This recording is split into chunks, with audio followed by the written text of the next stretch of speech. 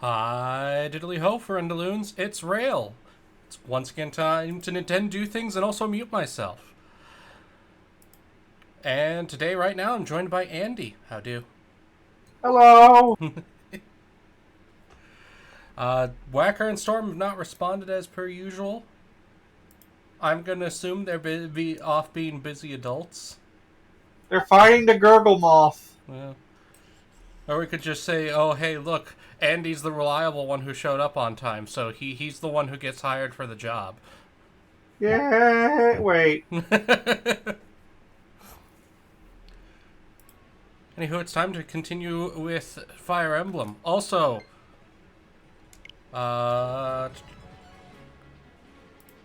sharing this so Andy can see it in real time rather than stream lag time. But so Pokemon dropped a big video today, and I am at maximum hype values. Hey, you won't shut up. So, we got more information on Legends A to Z, and holy shit, Batman. So for those who don't know, Legends Arceus somewhat updated the Pokemon battle system to where you can actually like walk around the battlefield yourself, and you can catch Pokemon in real time. And get hurt. It's Legends ZA. My brain keeps saying A to Z because that's the way my brain works.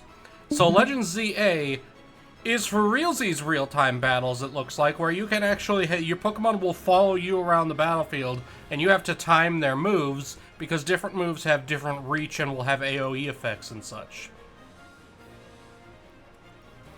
So I'm at maximum hype.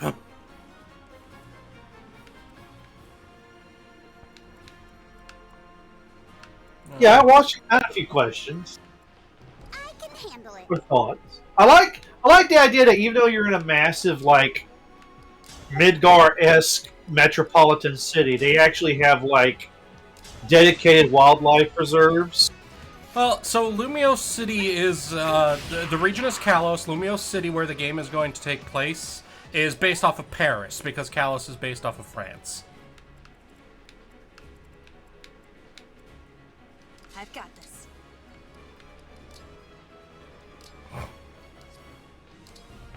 Wait, no. I wanted attack. Don't mind me, I'm remembering how to control the game. It's been a while. Do you want to do like we did over in the auxiliary and do a type set, or do you just want to be like, let's not risk it? Because it's gonna be a first-time, relatively blind playthrough, I do not want to type lock us, because that will just lead to a bad time. Yeah. Also, we may have something in the works to where we could, worry about type locking in something else, but we're not going to. Yeah.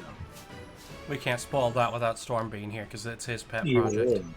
his project. Yes. It was originally mine, but then I got lazy and Storm was like, screw it, I'll do it myself. No mistakes. In my defense, I am both working full-time and going to college, so... For Lucia.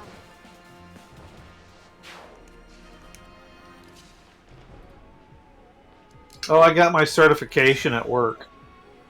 For... Food safety and shit. Okay. I actually took a pic. So Mercury, for context, me and Andy together have not on WBPL 76, but on a different streaming thing, have done a stream together that was a type-locked playthrough of Scarlet and Violet, where I played Fairy type and he played Bug type. Let's go. I'm a certified food safety manager. Nice. So that means if someone wants to come in and throw shit and be like, who's responsible for all this, I get to be one of them.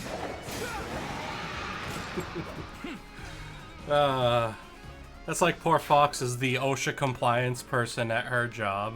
Just if something goes wrong, good news, I get to deal with it. I probably should raise hell and say, so since I have a higher risk, does that mean I get higher pay? No. Right? No. This sounds like something a lawyer should talk to, isn't it? It's like, oh, hold on a minute. No, don't you know your reward for more work is more work?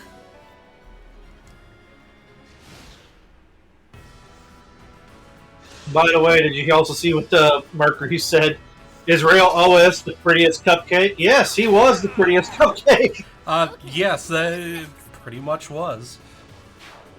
Actually, he was like the butteriest biscuit beagle. Oh, yeah, the fucking... no, if anything really ruined your playthrough, it was a combination of the clef key and, what was the other one? To be honest, that bug team, I think, was getting balanced enough to where I really didn't have to worry about too much. Oh yeah, no, you were a threat. I had to pull some bullshit to be able to beat you. Yeah, which I understand. Like, I mean, if we kept fighting each other, it would probably just keep going back and forth. Yeah, that's what I would expect. I mean, technically, I did win more than you did, but I probably spent more time playing off time than you did, in all honesty. A proud victory. Yeah, probably. There's also the argument that bug Pokemon arguably have more options currently than fairy types do, just because fairy types only been around since X and Y.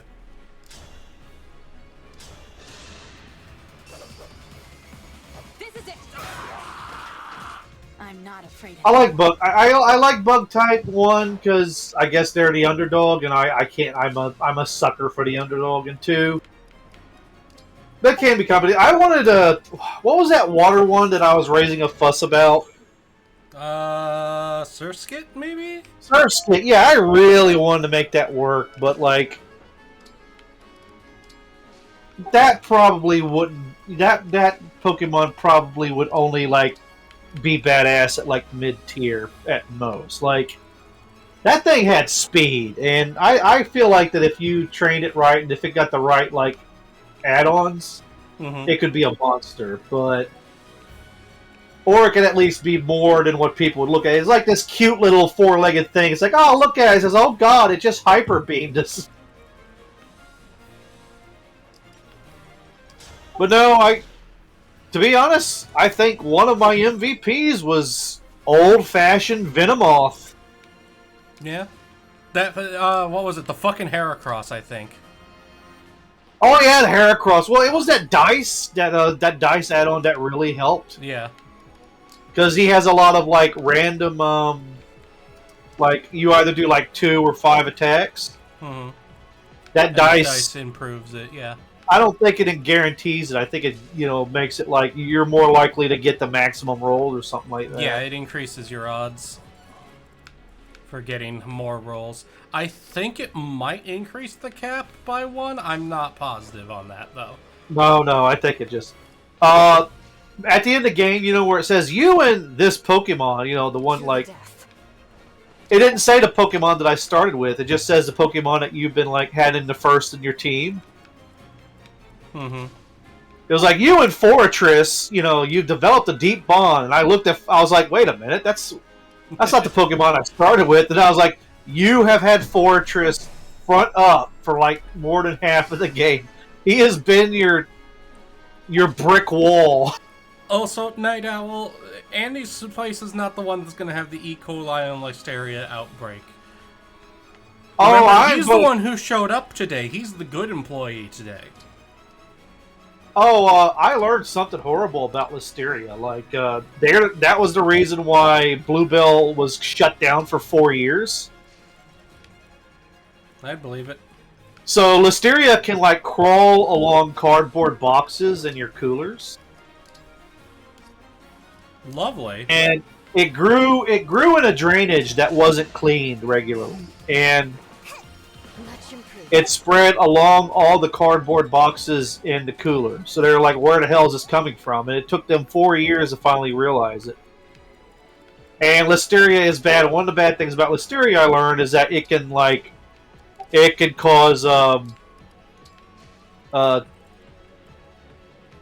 can cause bad problems for pregnant ladies. Yeah. I mean, on the one hand, I'm not trying to, like, decrease, like, the effects of it in any way, shape, or form. But, dear God, the amount of stuff that causes problems for pregnant women. Which tracks, because, Well, you know, growing a whole-ass other person puts a lot of strain on the body, but... Pregnant lady are the number one, elderly, and then children, because their immune systems aren't as fortified as, like, you know, a healthy adult, you know, like... Children barely, you know, children haven't had theirs built up yet. Elderly have had theirs torn down. And literally, like pregnant ladies, you know, they've got two. You know, they've got mine and theirs, and they're under stress and all that. Yeah, it's very much a situation of being immunocompromised. I am not a source of bubonic plague that is Whacker. He's the rat bastard. Right? I owe you one. It's not as fun when we can't hear his reaction. Man, shit! I am not! I'm ready. Chat, spam Whacker in his DMs until he wakes up. No, do not actually do that. Yeah, he might, you know... You never know, he might be having a bad day and he just wants to... Yeah. Oh, he's got the freaking chain guard bullcrap. And Whacker, and, you know, Storm, he's probably busy with, like, work or some other project because he can't keep himself, like... Storm's habit of getting himself too many projects and not enough free time. I can see why I'm so lazy. Storm Song took it all the work from me. We only come off as lazy because... He somehow siphoned all of the, what's that word? Ambition away from me. Shit. That also doesn't help that both me and you tend to do work that's a little less interesting. Or in my case, I'm literally not allowed to talk about either because of the rules of the BPL or because of, what's the word I'm looking for? Legal shenanigans? Yeah, HIPAA is not to be fucked with. I don't remember what I that do is. not wish to go to jail for many years. Oh, HIPAA, yeah, okay, yeah.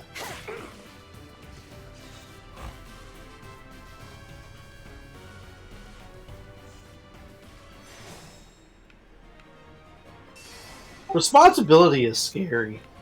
Right?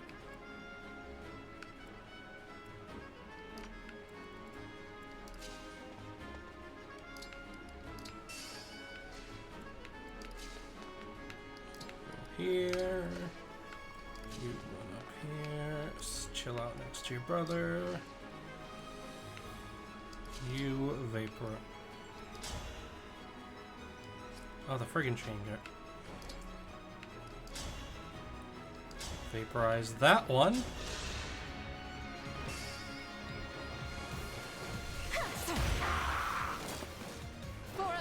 Mercury Alpha, you and I both know there is no such thing as the retirement farm. It's called a glue factory. Alright, we do actually need this staff, so we're gonna swap her recovery out. You know, like back in ancient times, you had a pretty reliable retirement plan. It was called dying young.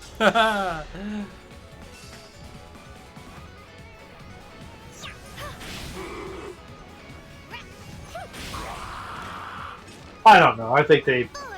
I mean, so, like, it really depends on where you were and what you did. Like, if you managed to survive and retire as a Roman soldier, you got Roman citizenship, and that included an exemption to a whole bunch of taxes, which made life a lot easier.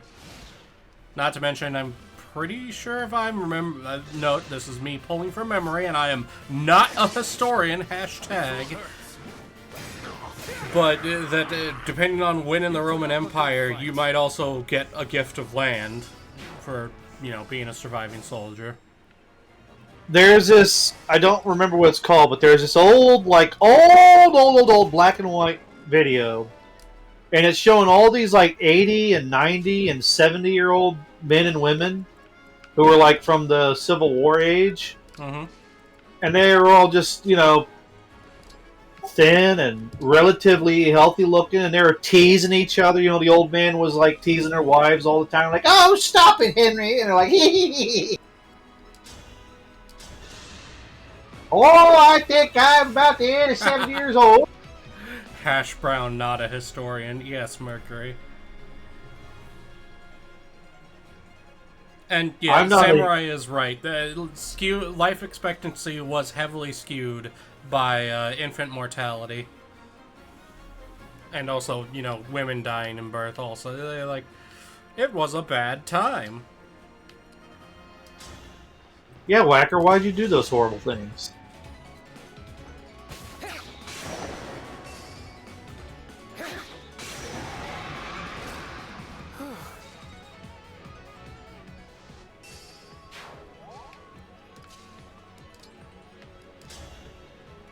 So, main charactress, she's technically undead, right? Status is unknown. No, I think she was actually properly returned back to life by the power of the rings, while also becoming one of the rings.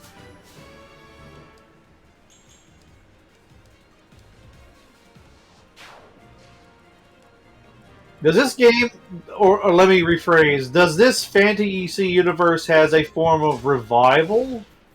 To my knowledge, there's never any reliable way to revive people from the dead in a Fire Emblem game. I mean, we keep thinking in Final Fantasy there's Phoenix Down, but technically I think that's making you come from unconsciousness or something. I don't know. Oh, wow, I wish I had done this way earlier in the game. I just got the silver card. And she doesn't have to carry that? That's just a thing I have across... Okay, that's just a thing I have across the board. That's a 30% discount in all the shops. Nice. I should have done this way earlier. So the rings aren't strictly dead. They're more like in spirit form. It depends on your definition of dead.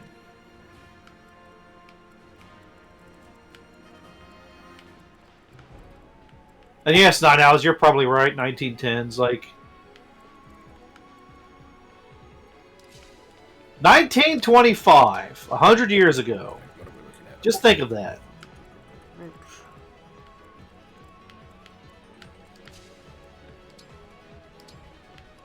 I think my grandfather's grandmother was, like, born in a covered wagon. Doors open. We should use the other sigil as well. Oh, more of the floor is turned to ice. Tread carefully, Divine One. And what we've been seeing with technologically advancing, like I'm sure, like in 80 years, you know, your grandchildren are going to be like, "Grandpa, you didn't have temporal gravitational flux corporals?" It's like, no, we didn't even know what those things were. We had the internet.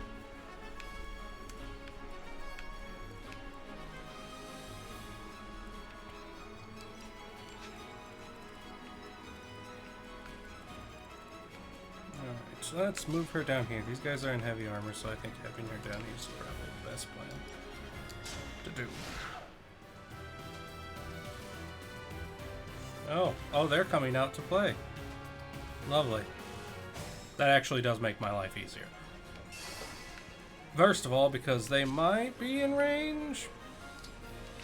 Not quite, but next turn, if they get anywhere on the line, they will be in range. Your civilization fell not because of ignorance, but because of overabundance of information. I mean, yeah. All the data in the world is useless without proper context, and it gives me a greater respect for wisdom. Like, yeah, I prefer at my old age, I prefer wisdom over intellect, like all the time. Like to the point, even in D&D, it's like I'd rather just have a wisdom build, even though. I'm very much on the thing of balance. Like, you need data, obviously, which is your intelligence. Yeah. But you also need wisdom, which is your context. School was uphill both ways. So, fun fact: my school actually was uphill both ways. My house was near the top of one hill, and my school was at the top of the other. And I walked to school because I was like 0.9 miles away from the school, and the school required you be a full mile to ride the bus. Well, wait, doesn't that also mean that, like, you also had to go downhill half the time? Oh, yeah. So, technically, on average, you were on a flat plane. On average, yes, but arguably the hill that I lived on was the bigger hill, so it would depend on the time of day. Like, the way to school was the easier one. The way back from school was the harder one.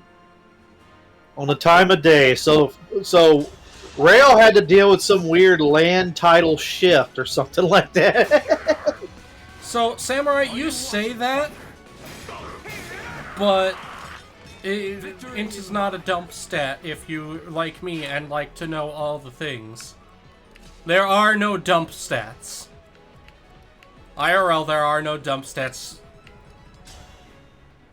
The only time I really consider getting an odd number in a stat is if it's good for a feat. Like 13 in intellects usually unlocks a lot of feats, and 13 in dodge gets a lot of feats. There's that quote. Specialization is for insects. Yeah, I've heard that. This is why I play a bard. No apologies. Hello, yes, I am bard. I can do, yes, all of it. See? Now they're in range. Hello, good sir.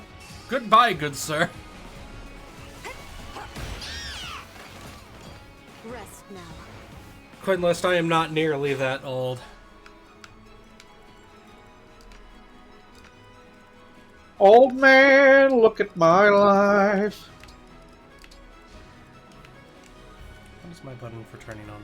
Yeah. Int is knowing a tomato is a fruit. Wisdom is knowing tomato doesn't go in a fruit salad. Yeah? I think Int is like having the tools, and Wisdom is knowing what to do with them. Yeah.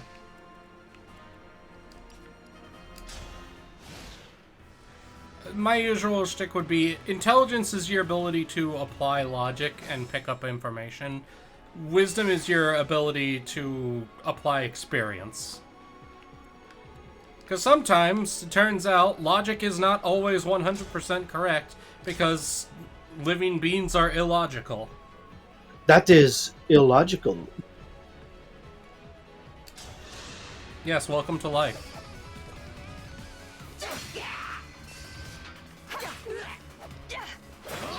Statistically, we shouldn't exist. But here we are.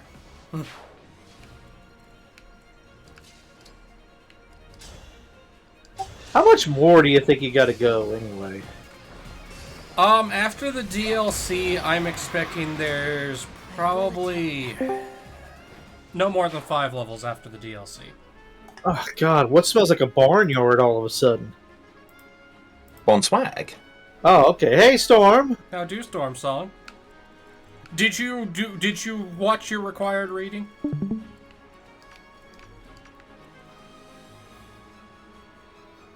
Oh, Storm Song's dead. Sorry, I'm on push to talk like an idiot. Well, So I said I don't remember what my required reading was. Your required reading was sent to you like 10 minutes before the stream. Go Go watch it. That's probably why I didn't. Give me 1 second. Yep. Rale being a bossy bitch again.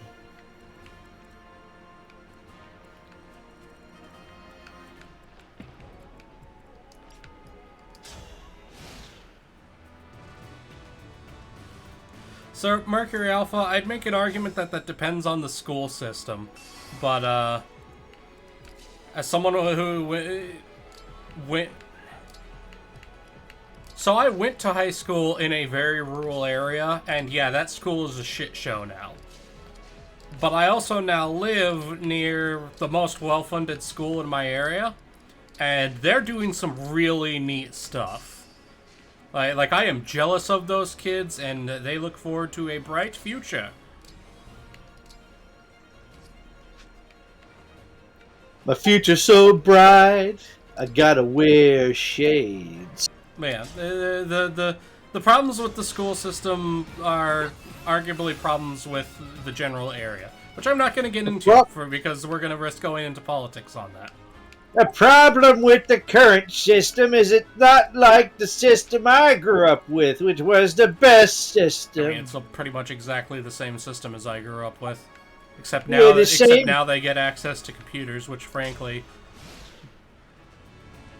Okay, this part's not political, so I feel comfortable talking about this. So, I feel for modern kids and having access to, full access to the internet the way they do, because I did some stupid shit whenever I was a teenager. Yep. Oh, yeah. No, the internet is... Mm-hmm. The best way I've heard it described is you let your kids on the internet, you're basically leaving your kids in a city without supervision, and that city is known to be one of the seediest places on Earth. Anyways, moving... We probably should move respect of Night topics. Owl, yeah. It's a vile hub of scum and villainy that shows out in its AOL online. Anyways, yeah. Okay, so I watched that. So, is the idea then that it's a Pokemon that takes place all in one city? Yes, it's a So the new Pokemon game is going to take place all in one city, which is basically Paris, France. That's undergoing high-tech urban renewal that includes adding areas for wild Pokemon and full movement battles that look like they're real-time battles. For Pokemon is a big fucking deal. Yes. So Storm, have we convinced you to buy a Switch 2 and play this with us yet? Wait, do I have to have a Switch 2? Unknown. Nintendo has kind of indicated that they will continue to put games out on the Switch, but we don't know that if that will apply for some of the newer things, like the big Pokemon game. It's hopeful. So the worst part is it could go either way, because Pokemon is enough of a flagship that maybe they want to use it to push the new system, but at the same time they may want to use it to make as much money as possible, which means releasing it on either one. Yeah. Good news, though, the Switch 2 is fully backwards compatible, so honestly, you could probably trade in your Switch for a Switch 2 and lose nothing of value. What about my digital stuff? All your digital stuff is tied to your Nintendo account. As long as it's backwards compatible, it should work on both. I mean, I'm not going to trade in probably, but that's because because I don't buy any other consoles, I've been prepping for Switch 2 for a while, so it's less of an issue for me. Yes.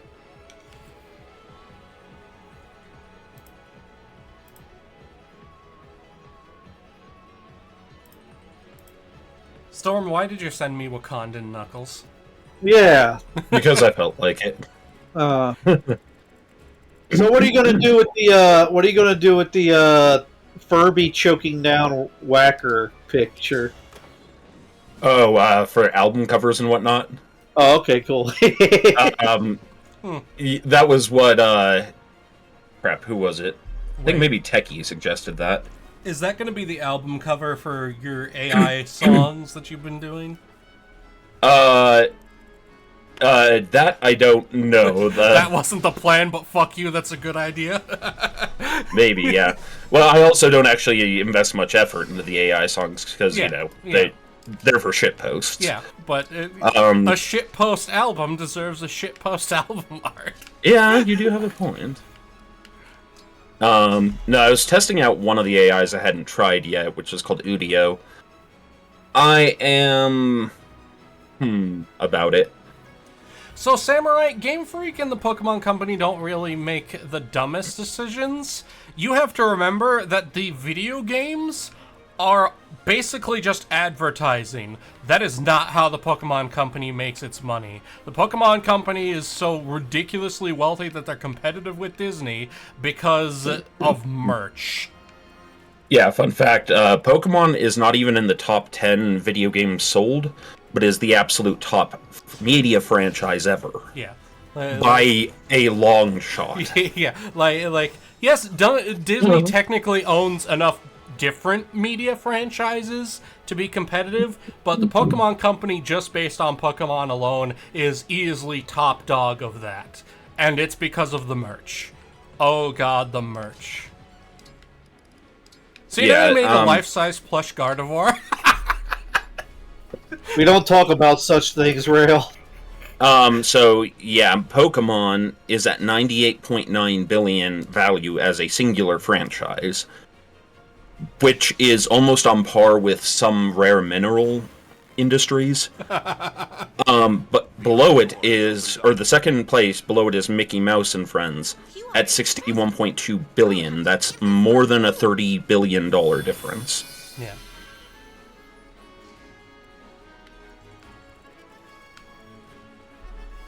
Like Pokemon is not to be fucked with. But yeah, because of that, the games aren't really where they make their money. Also, this is not helped by the fact that the Pokemon TCG Pocket has made an absolute stupid amount of money since it came out. And this is also, it should be noted, internationally, this list. Yeah. So it includes stuff that we've never heard of, or at least most of us have never heard of, like Enpen Man, which is which is, for most people, such an old bit of anime that it's like, or manga that it's... I mean, he's... No, not even manga, it's a children's picture book. Yeah, I'd almost say he's the Japanese Winnie the Pooh. Yeah, that'd be fair. That'd at least provide enough context. It's not 100% context, but it gets you in the right ballpark. Yeah. So, yeah, the fact that Pokemon wins that internationally, and some of these are older, like... Looks like it's down around... Lost his game hard drive. No! Oh no. May your data be recoverable. And your new hard drive be on sale. Indeed. But yeah, because like then you have something from 1939 like Batman, and that is in all that 85 years only made 30 billion. Not afraid anymore.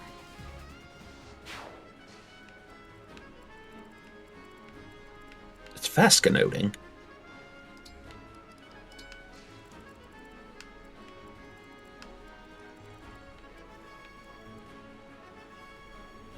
Hey, have I ever explained why I do that whole thing of wishing like random little blessings like that upon people? Yeah, it's le positive. Well, it's not just that. I'm also bad at empathy, so I don't really know how to show like I feel bad for you, but I don't know how to show it. Yeah. So I compensate with like I hope this little bit of well-wishing like gets across that I do feel bad for you and I want you to feel better, sort of thing. Mm-hmm. So Brewster, the idea of copyright being life of the author plus 75 years typically, rather than something shorter, is because it was meant to protect materials from falling into, say, a larger company's hands. It doesn't always work. If the rule was something like life of the author, you would have to include an immediate statement of, and then public domain. Otherwise, yeah. And the other thing there is that often the author is the one pressing for life of the author plus 75 years because that's what they're trying to leave their family. Yeah. Since generational wealth is kind of one of the few ways you ensure the future of your kids, given that it's hard to make money. Yeah. My argument would be that copyright should be fine to maintain as long as they're doing something with it. Mm-hmm. Like.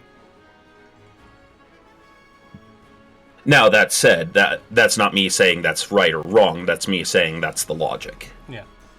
And there's all kinds of little stuff and caveats that go into it. For instance, what do you do when you deal with something like abandonware, where the company literally just does not produce it anymore, and there is no way to get it but secondhand? Yeah. Yeah, and there's never going to be a perfect this or that. I'm very much in the ballpark of video game companies should just invest in a ROM market. Sell their ROMs legally, and you just buy that little license, and bam. You have legal emulation. Now, one of the big problems is people will take ROMs and hack them and try to make whole new games in them, which is all good and well. It's when people start trying to sell it. Yeah. And unfortunately, they are too scared of like their product being used a certain way. It doesn't help with the modern landscape that use may be like. Oh yeah, brand protection is a large part brand of it. protection. Yeah. We don't want people to start using our stuff in ways that makes the brand as a whole look bad, because then that affects the other things we do. Yep. Which, mind you, is important. It's important to protect your public image. Yeah. Let's see. It turns out business and copyright and pretty much most things I've found are way more complicated, and as much as I'd love to give simple answers for stuff, there are no simple answers. Also, always look up the actual Fair Use Act before trying to do anything with fair use. God damn it! Sorry. Moving on with my rant. Actually, we should back off because I don't trust her not to have something big to throw at me. And I would like to have my whole party in position to deal with her. UNC Samurai says brand protection because horny jail doesn't actually exist. Oh, God. Oh yeah, a comic here. Cuts to Tifa holding the Masamune. Sephiroth, you killed my father! No, I am your father. What? Sorry, wrong script. Aw.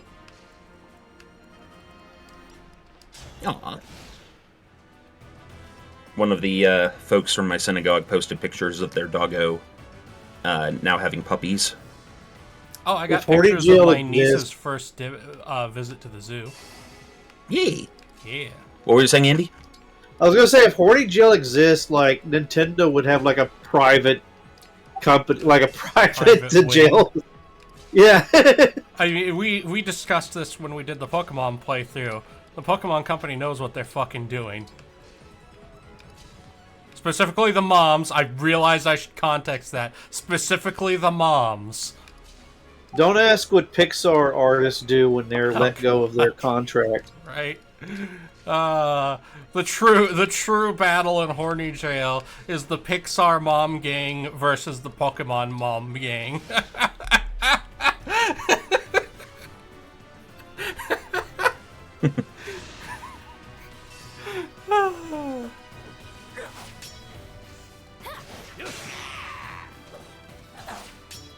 Also, daily update on the status of the Roman Empire. Still gone, my dudes. Debatable.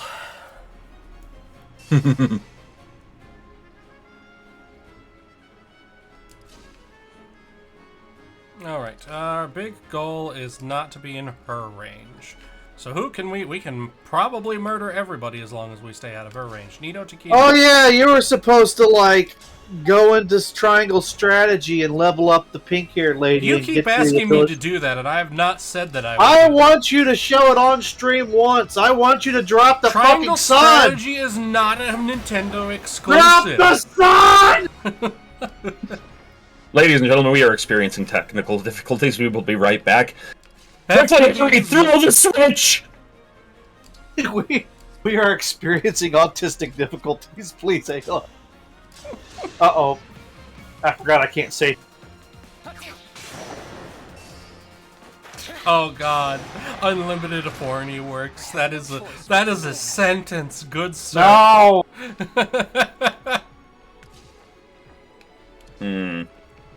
Well, I could Guy say- of Bad Dragon. We just got an order for $1 million. Okay, moving on.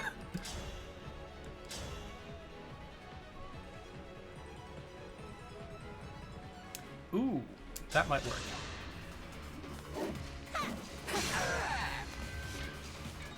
I hear noises in the back of my house. It sounds like Fox is home. She came home early today.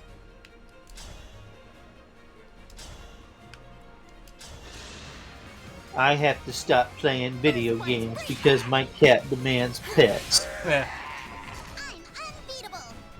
My cat is sitting in his chair being comfortable. He's an old man now, so. Old man, look at mine are barely 2 years old. Oh? Sure. Little one. I've been brought a Diet Dr. Pepper. Yay. So I discovered today, now that Fox is in earshot so she can also hear my whinge about this, that Hot Pockets got rid of the sleeve. Yep. Yeah. There is no curse in the tongue of men and elves for this treachery. Wait, the cardboard part or the plastic part? The cardboard part, like the little cardboard part you microwave in and you didn't. You mean that one bit of protection you had from the molten core of what was hell? Yes. I mean, okay. I know it's meant to be microwavable, but can't you just pop that shit in like a toaster oven? Kinda, yeah. So their reasoning for why they got rid of the sleeve is it's more environmentally friendly. It saves on waste, which is true. Like I understand why. It saves the company money. It saves on waste. They're not doing it for bad reasons. I'm just so fucking used to the sleeves that I'm like, if that were the case, I would have saved the cardboard and like gotten rid of the plastic. So because cardboard is biodegradable and is a reoccurring resource. Like, yeah, you cut trees down, but you can plant more trees. Oh, I've been also brought cheese curds. Oh boy, I was unaware of the cheese curds. In the paper or plastic wars, I am paper. Yeah. So here's the thing: the plastic is more about. God damn it! It doesn't dissolve over time, or too slowly, rather. And it ends up in your balls. Yep. Okay, we're gonna have to rewind. Be kind, rewind. I'm really waiting for us to create a reliable biodegradable plastic. Like, they're working on biodegradable styrofoam with mushrooms, and I'm looking forward to that. Yeah, that should be sufficient. It looks like our discussion of what you might call it, the Hot Pockets in their sleeves has caused anger in chat. And then Mercury Alpha, for some reason, brought up the Hot Dr. Pepper. Because I got the Diet Dr. Pepper. Pepper. Yeah, I got the Diet Dr. Pepper. Yay. Hot Pocket sleeves are stored in the balls. Someone quote that for me. Someone, please. I mean, there are sleeves that you store your balls in, but we're not going to get that. Anyway.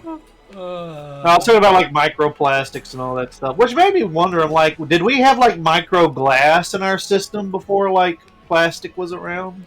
No, because our body can actually break down the glass. It's not healthy, but it can actually break it down. I don't store a lot of stuff. Like, I don't store food and stuff in my house because I am always away. The only time I regretted it is when we got snowed in and I didn't have any food in the house. I was like, oh no. But if I were to start storing food in the house, I just use glass jars or containers. I don't... I mean, that's entirely feasible, but... Quote atomicated. The thing with using the glass is it requires more work. That's true, but how likely are you to just be like, throw away a glass thing than you are to, absolutely. Tupperware? Like, I have thrown away so much Tupperware in my life, even though it's supposed to be meant to be saved. Yeah. Whereas if it's glass, I'll be like, oh, I can just wash this.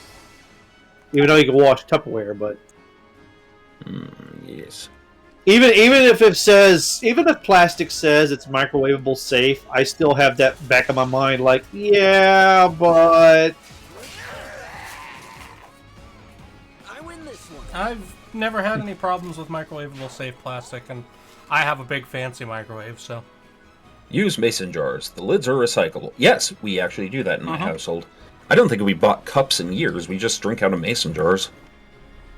See, I disagree with that because of the way the rim is. It just ends up with spilling it in my beard. But yeah, no, you use mason jars. We have a couple mason jars that we use, the small ones we use for like canning and stuff. Fox knows how to do canning. We tend to use we have these reusable metal straws that we just wash. I wish I knew a little old lady who did canning, and if I grew stuff, or if I just brought some like slightly expired stuff from the store, I could be like, "Here, little old lady, you can can this." She'd be like, "Oh, I love canning yellow okra." Oh. Yep, we have a couple of those at our synagogue. Sweet little ladies. We really need to start like reinvesting in making our own charcoal and so the thing is, just some of that stuff. It is all that stuff requires work, and not everybody has the time or the skill set. Like, there's so much different little things that go into it that it makes it a complicated thing to do.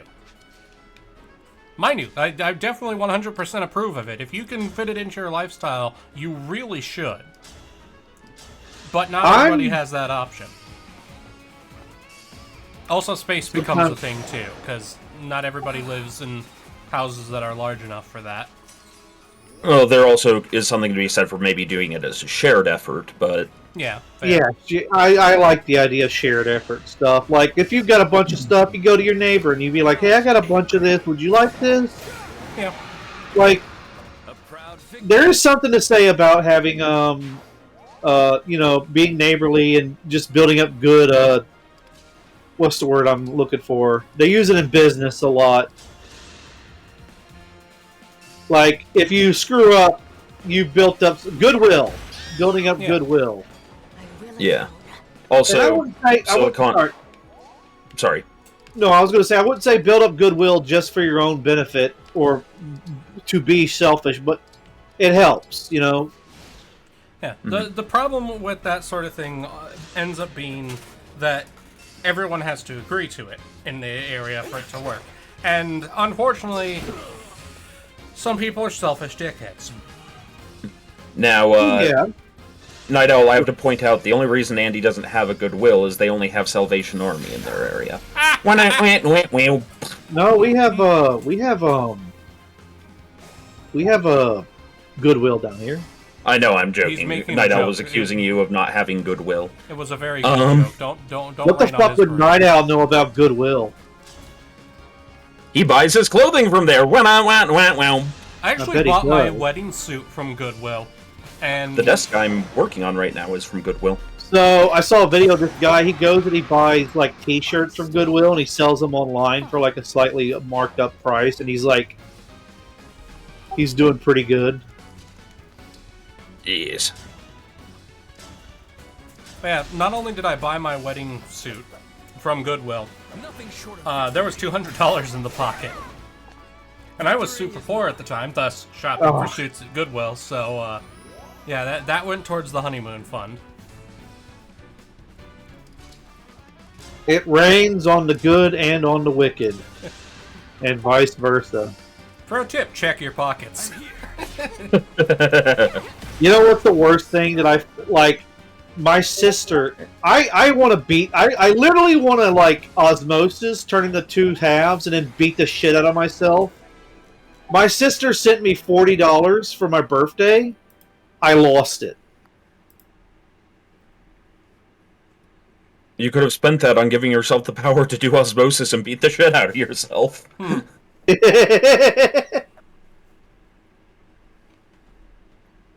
I even told her. I was so upset. I told her, and she was like, "It's okay, Andrew." And I was almost crying about it because, like, I'm like, "That's a lot of money." Samurai says, "Reject economics, return to barter." I tried my very best. I mean, to a point. God. Well, You showed me. All I can think right now, I'm sorry, Andy, but all I can think is, now I ain't straight, but $40 is $40. Ever so glad to help you. I quite look forward to working together. Thank you. well, It's very you do it for 40 cents. Shut your mouth. No, I am, per Fox, I am an expensive date. And it's not just me. My bracelet friends are here as well. I'm sure they would be. If you're beyond a coffee date, you're beyond me. Here in Elios? Yes. Anyway. So you can go and meet them. Yeah, I Presumably they are all sleeping. when I say barter too, I think that like neighborly barter. Like I wish, because I spent like most of my life being locked in my room, I really do wish that I had been more neighborly and been like connecting with people, because I really do think that's something that we miss out on in Here's the current thing, though, culture, Andy. and I probably should stop before. That's why I'm so grateful not to be alone. I want to become friends That with works all both your ways. friends. All relationships are a two-way street, You're bound to get and it's along just well as with much other everyone. people's fault for not reaching out to I you. cannot wait to meet them. Building a community requires multiple people reaching out to each other. It's part of why I Yep. love the BPL so much, because it is a community in that sense. Of if we all lived in the same neighborhood, that kind of shit would be going on constantly. Of just randomly helping with stuff. I'm glad Well, yeah, that's for me. Like having the BPL, having my synagogue, having my dad's church. Like, if it weren't for those things, I'd probably be a complete shut-in. You by my side, Tiki. And that is I would- something. Take on any battle. I would say to that, Rail, not to be, mean, but just to say, like, we also have the option of just, like, not being around each other. Like, if you want to, if we all kind of want to, like, be off Discord for a day and have peace, that's an option.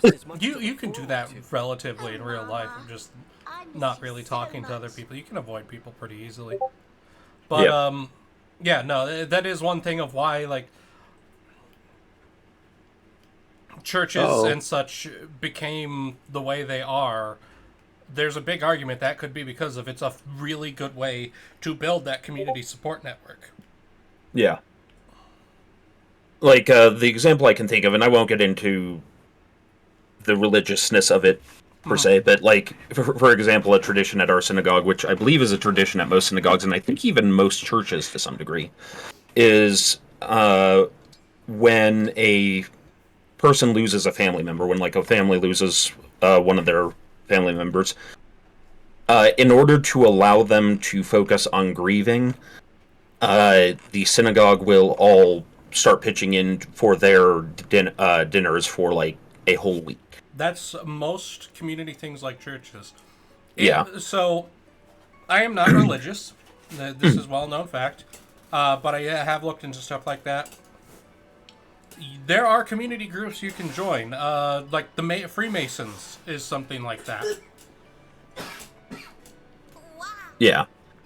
And yeah, it's just one of those things, like, at some point community has to gather around and be like, our dude is in the bad spot, let's try to put him in the good spot, or at least help him deal with the bad spot.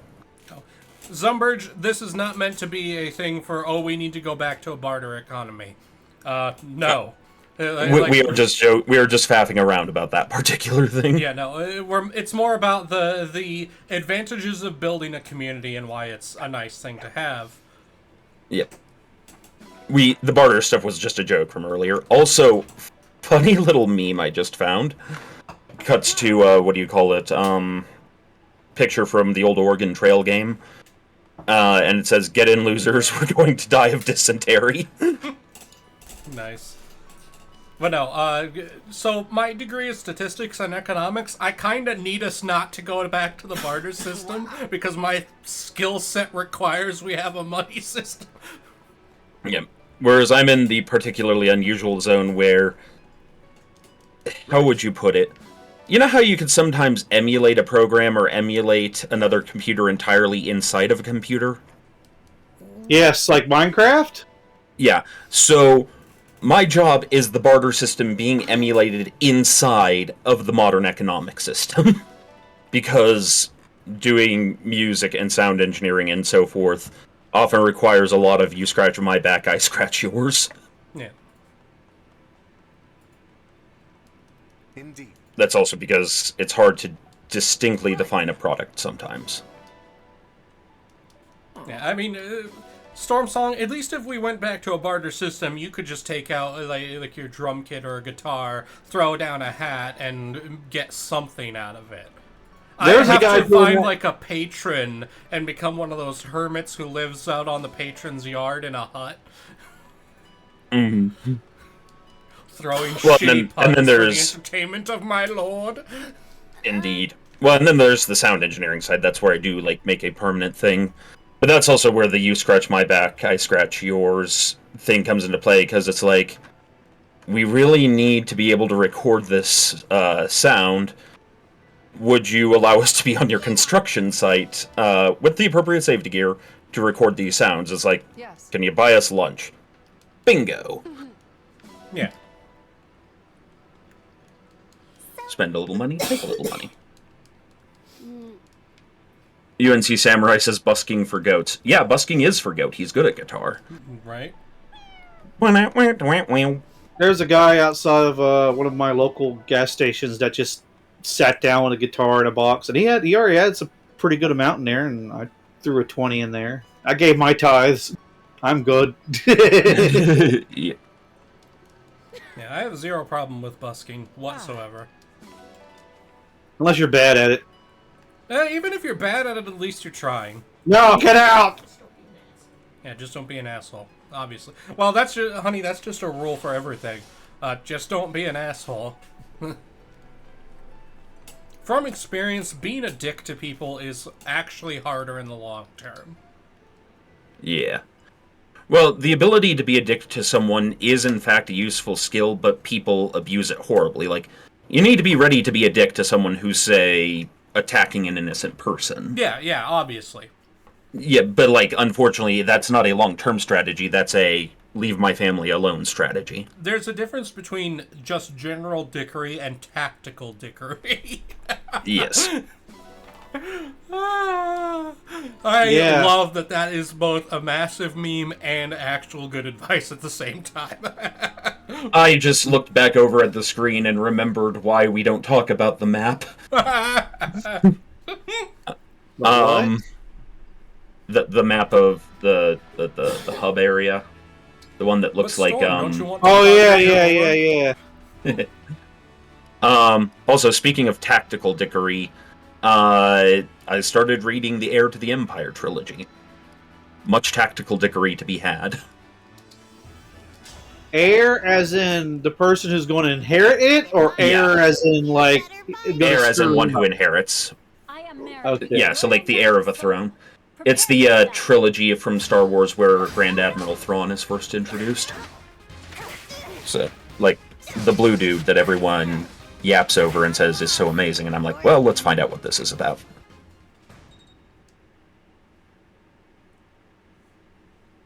He's supposed to be like Wile E. Coyote. The super genius! Look, Bully Snake, it would be stream safe if Storm would stop pointing it out. Lady Anna, the mysterious merchant. Hey, I'm not the first one that pointed it out, or even pointed it out the most. I just noticed again after all these months. I was the And one you that could have pointed said it out. nothing. But Rale, that's not entertaining. And I'll do it again, too, goddammit. Just the thing for you. Ugh. Her voice sounds very familiar. She must do a lot of work. Yeah, now that I think about it, I recognize the voice also. Do you think me a worthy opponent? No! No, game, why would you put poor Anna up against quite literally the biggest threat in my army?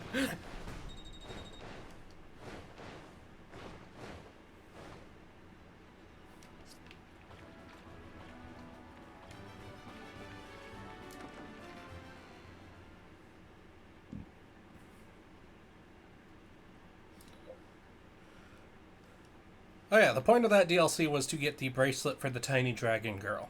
The very first Fire Emblem thousand-year-old dragon lolly. In the distance, I hear Whacker screaming. Load-bearing halter top. Let's see. I don't remember what hers does, so let's find someone she'll work well with.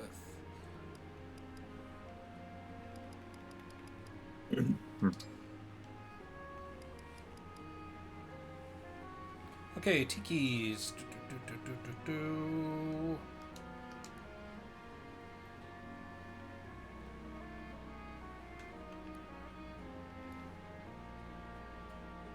Okay, so it gives them 3 different dragon attacks.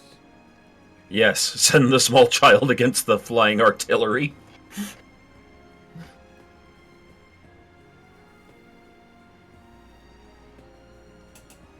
Ooh, Storm Song. Yeah. So you know that group you said you liked, the Steel Legion and all that? Like, Yeah. all right. That Steel Legion of Armageddon. Like,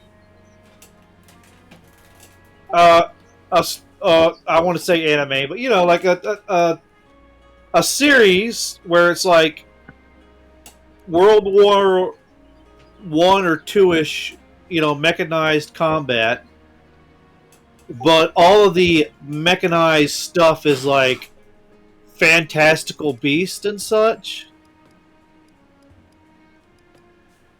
Yeah. So basically, like Diesel Punk Zoids. So I really No, not they're not robots though. They're like God, I can't think of a Oh, you're just saying like the tanks and such are made to look like things? No, they're like actual beasts. Like they've they're tamed creatures. Yeah, like they're domesticated, like dragonoids and such, or insect monsters. Sorry, I was actually reading in the game, so I missed the first part of that. Are you talking about Zoids? No, I misunderstood something Andy said and compared it to Zoids.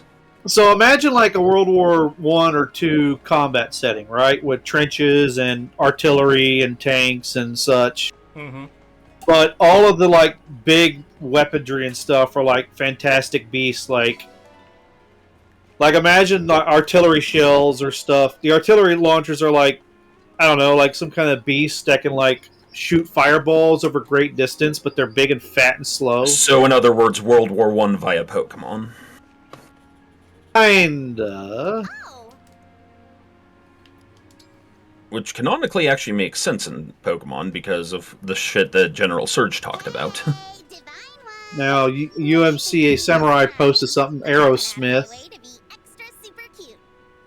So, are you ready to conceive? I would like less dragons, because like Charmed? once you start introducing air superiority, it's I'm like sure you put in a lot of work for it, but I told you before that cuteness doesn't affect. We've talked about Trench Crusade before. It's something that the art looks interesting. Andy and I are not as big on the lore, but it does have some pretty interesting. yeah, it does look interesting, and I was interested in it a while, but when I learned the lore, it kind of turned me off. But I'm not going to sit there and say like you shouldn't do it and all blah blah. It's No, that's not saying it's bad. It didn't work for us. For personal, like I do I would like to look up Turnip. What is it? Turnip 28? Was it 28 or 48? Had more than just her own survival in mind. What do you mean? Maybe she did. I guess its concept died a little bit. I haven't heard much people talk about it. But yeah, Turnip. Wait, which 28. one? Oh, Turnip 28. Yeah, that one I'm not familiar with. So it's during the Napoleonic era, a turnip somewhere just mutates into basically a world-encompassing root that takes over the world and changes, like globally, just changes the world to be like foggy and wet, and all the soil is like muddy and stuff, and potatoes and all kind of tubers and stuff start mutating. And 1,000 years later, we're still like in Napoleonic technology, like rifles and stuff. Do you understand And people worship weird things, like they just worship different turnips and stuff, and they've got like plants growing out of them and stuff. It's like, oh yeah, that's right. It's like Dark Souls and Monty Python mixed together. The thing I was going to say is, in a weird way, that's sort of reminiscent of some of the stranger style of, what's it called? Of SCP, where it's like, this should be a joke, but somehow you've managed to take it seriously. Yeah. The guys that did text-to-speech of the Emperor, they did an episode where they played a game and they were like playing around with the characters. And it's like, yeah, that's kind of how it is, you know? Yeah. So real quick, something that's been on my head, in my brain for a little bit since an earlier comment that I don't even remember, but it is an important skill to have to learn to get good at suspending your sense of, suspending your sense of disbelief. You just trust people? You really are naive. Guilty as charged. Lads? But there's Sorry, another side repeat to the question. I was reading a mod thing. It's not a question, it's a statement that I feel is good advice. It is important to get good at suspending your sense of Princess disbelief. Ivy, that's great. Oh, yeah, yeah. To be candid, I am. Well, that's what I meant about the thing with SCP is like, normally my suspension of disbelief would be broken when you told me that a multiplying cake could destroy the world, until they actually explain it. Mm-hmm. And then, of course, you know, the solution is also strangely simple, which is the cake remains in the cafeteria. 16 volunteers must choose, without diabetes, must choose to eat the cake every day. So get good at suspending your disbelief, you'll have a better time with stories. Also, never put more investment into a setting than the creators do. For some reason, that reminded me of a fun fact. Not that it's entirely related, but you just sort of reminded my brain of a thing I was reading about a few months ago. So, Star Trek almost didn't get produced because of budgetary constraints, and we're talking about original Star Trek. So, like, Gene Roddenberry's, brainchild could have pretty much died right there. But there was one of the executive producers at the studio, I forget which studio it was, that decided, you know what, I like this and I want to go out on a limb for it, so I'm going to use my reputation to make sure this new fuck gets a chance, and persuaded them to start publishing Star Trek. And this particular producer is the reason Star Trek was filmed and produced the way it is, actually. And that producer was Lucille Ball. So I Love Lucy is the mother of Star Trek. I suppose that's something to be thankful for. Additionally, it's also why, not entirely why, but why one of the main marketing gimmicks or one of the main selling gimmicks of the show was a bunch of very handsome, single, lonely men with very strong chins making up a majority of the crew. It's also, strangely enough, why the early Trek fandom did have a lot more women in it. It has a lot more women in it again now, but that's because of the original run of the show. Yeah, I feel like Trek tends to be a little bit more closer to gender balanced in its fan base. Typically. But in original Trek, it was just also, well, they're kind of handsome to look at. Yeah. I mean, Fire Emblem's got a surprisingly large female fan base. For all of the 1,000-year-old dragon lollies, there's just as many, pretty boys with problems like Allchrist here. Listen, it's been decided Gate Guard is best guard. Really? Oh, yes. Yes, Night Owl knows of what I speak for. He, too, is a Trekkie of profound proportions. You may actually know the more technically accurate version of the story, because I've heard like 8 or 9 versions of the story, so I just sort of cobbled it together. My only problem with getting into Star Trek is at this point it's basically like getting into One Piece. Well, that's where you then just choose to pick and take it at, pieces. Fortunately, each part of it is a series that could stand alone. One Piece is the final frontier. One Piece is just a prequel to Star Trek. What's the problem this time? Lol. Are you really gonna try well, canonically, in Star Trek, Star Trek does have a prequel, at least according to its own lore, which is Sherlock Holmes. According to lore, Sherlock Holmes was actually a person. What? And Spock's human ancestry includes him.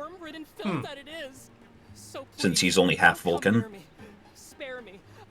Now, it's also from a throwaway line, but it's... Yeah, that falls under dubious just because was Sherlock's time in the time where you could do genetic testing like that? Well, in Star Trek, they sort of imply that you can do a lot of research to that end if you find, like... Well, I guess they've got time travel, so all they really have to do is go back, prick his thumb, take a little bit of blood, come back and compare. Well, not just that, but also they have the ability to find, like, small micro elements of DNA that we wouldn't be able to by our modern standards. So, like, if anyone had his hat... I'll share broad details with you, but be warned.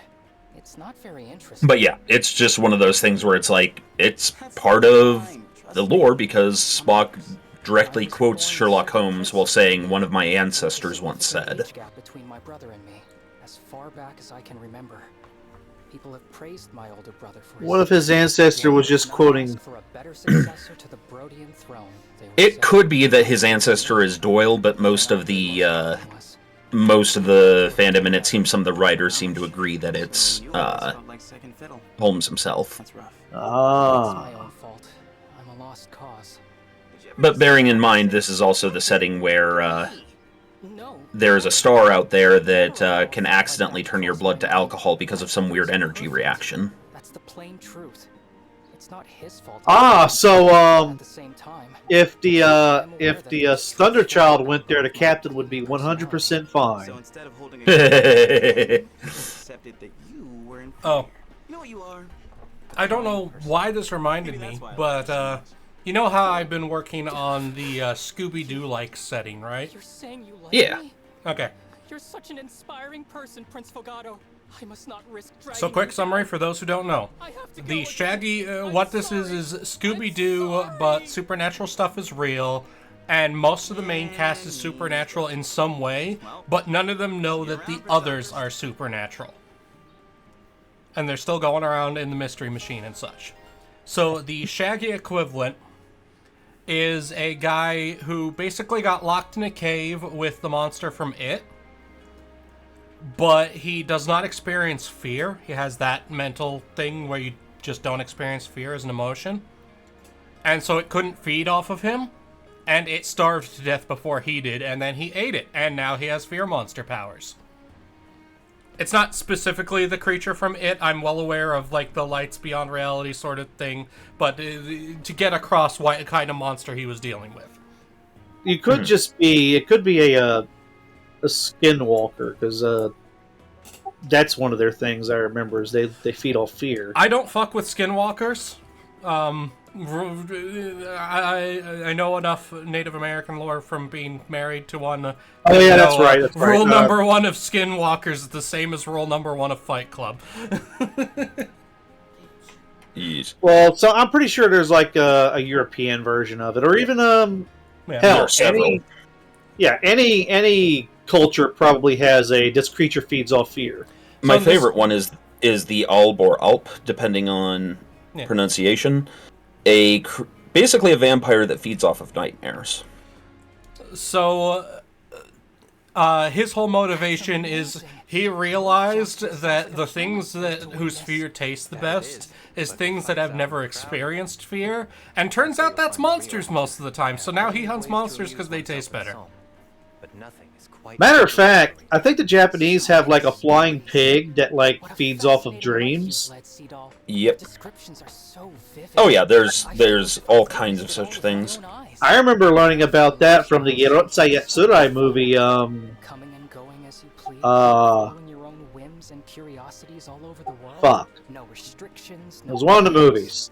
And if you ever grow bored, you can just set off on another So, the Velma is a literal witch. Well, there's one story you haven't told. No, when I'm did you joking. first join the caravan?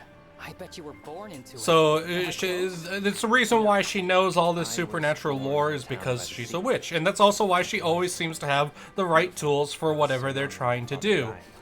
Because her pet hamster, who is not the Scooby equivalent, she just also has a pet hamster and a ball, its cheek pouches are basically a bag of holding. She got sick and died when I was young. One thing led to another. For long, I was living on the If I had to split up with Daphne or Velma, I'd choose Velma. Yeah, I bet you would. I definitely would. So next up is Fred. Fred is the one who is a normal person. Quote, by that, he doesn't have any supernatural powers. traveled with them from that day on. But he was basically raised as, think of it as Boy Scouts into adulthood for monster hunting. He's basically a Belmont and or a Van Helsing. Yeah, but very Boy Scout coded. I'm gonna be honest, I kind of just want to run this as a DN. You know, you could be the DM and we could just run this as, like, I don't know, under Delta Green or something like that. Yes. So think Winchester, but his personality is still Fred from Scooby-Doo. Like, he's still just super friendly, a nice guy. He just knows all the monster hunting lore. And because he always quotes directly out of the Junior Woodchuck's hand manual. Yes. And because he's such good friends with his friends, he doesn't realize they're all monsters, because he thinks, no, they couldn't be monsters. They're all my friends. We are fire-forged friends. They would never do that to me. Like, they're all good people. They can't be monsters. So he tacitly kind of just doesn't really think about it and ignores all the information that should be telling him, you are literally walking around next to one of the straight-up scariest monsters in the setting. It's the paladin that doesn't question the warlock, the witch, and the shadow assassin that he travels with. Nah, that's just a mistake. Yep. So their Scooby equivalent is a black shuck. And specifically how it works in this setting is that black shucks are basically monster magnets. Which is why they keep somehow always running into actual monsters despite the statistical improbability of that. How do you spell that? Black shuck? Yeah. Black, like the color, and then shuck as in shucking corn. Comment from someone in my community, because I live in a place with kind of weird weather, being at a mountain range. Look at this weather being all springy and cute, like it didn't just try to kill us all last week. Hey, Ivy? So, the last one is, of course, the Daphne equivalent. So the Daphne equivalent is just fucking Lupin the Third. Wait. But she... but the twist is, everything that she steals somehow always ends up being some magical cursed bullshit. Kept living in the castle, even without the benefit of her protection. Yep. Like, she'll randomly pickpocket a dude, and it turns out that she pickpocketed his unlucky penny that's been ruining his life and he never knew. Oh shit, I need to grab tickets for that concert, I keep forgetting. Oh, that reminds me of that game that we play every once in a while on Jackbox. You go to an antique store and you try to give it, like, you buy an item and you try to give it like an interesting backstory. But you already are. Your light shines everyone you I got a coin and I gave it the story where, like, the coin of infinite spendage or something, where I should be thanking you. if you purchase something with this coin, it'll always return to you. Thank you for shining. But every time you use it, you lose 1 square inch of your skin. No. It was so hard not to just despair and give up when we were separated. Father was gone. And it's like, how much is it worth? I'm like, I'm truly well, you could use it at a Coke machine to get a Coke. From now on, or a sandwich. That better be a promise, because you're not getting. And I would guess the machine would probably be like, oh, it's a quarter or something. Man. The other big rule for that setting is if it were like in a TV show format, none of that will they, won't they bullshit. But at the end of season 1, the finale is they all find out that they're all supernatural.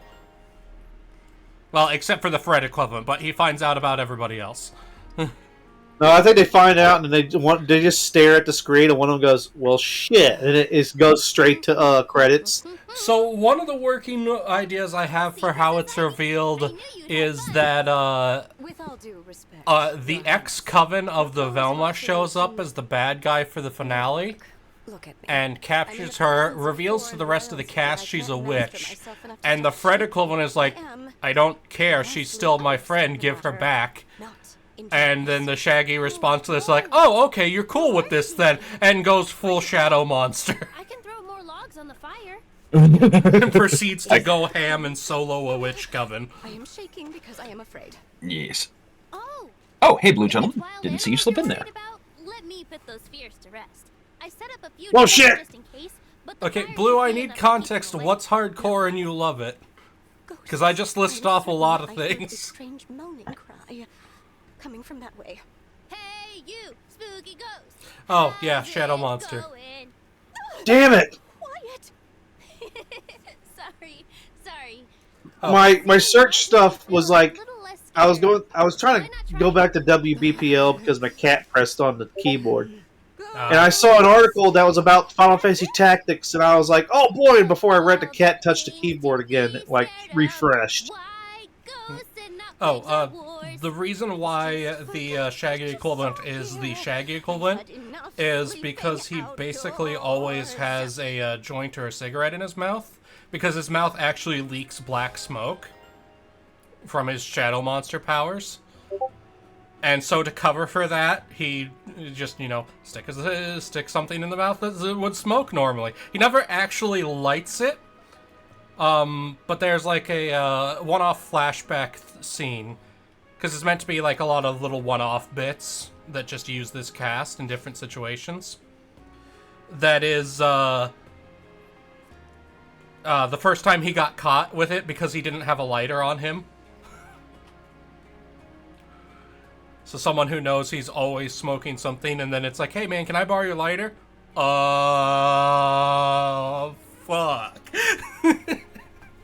Nah, he has a Zippo. Oh, you first? No, you go first. Oh, okay. Well, because I'm going to be switching subjects. So you first.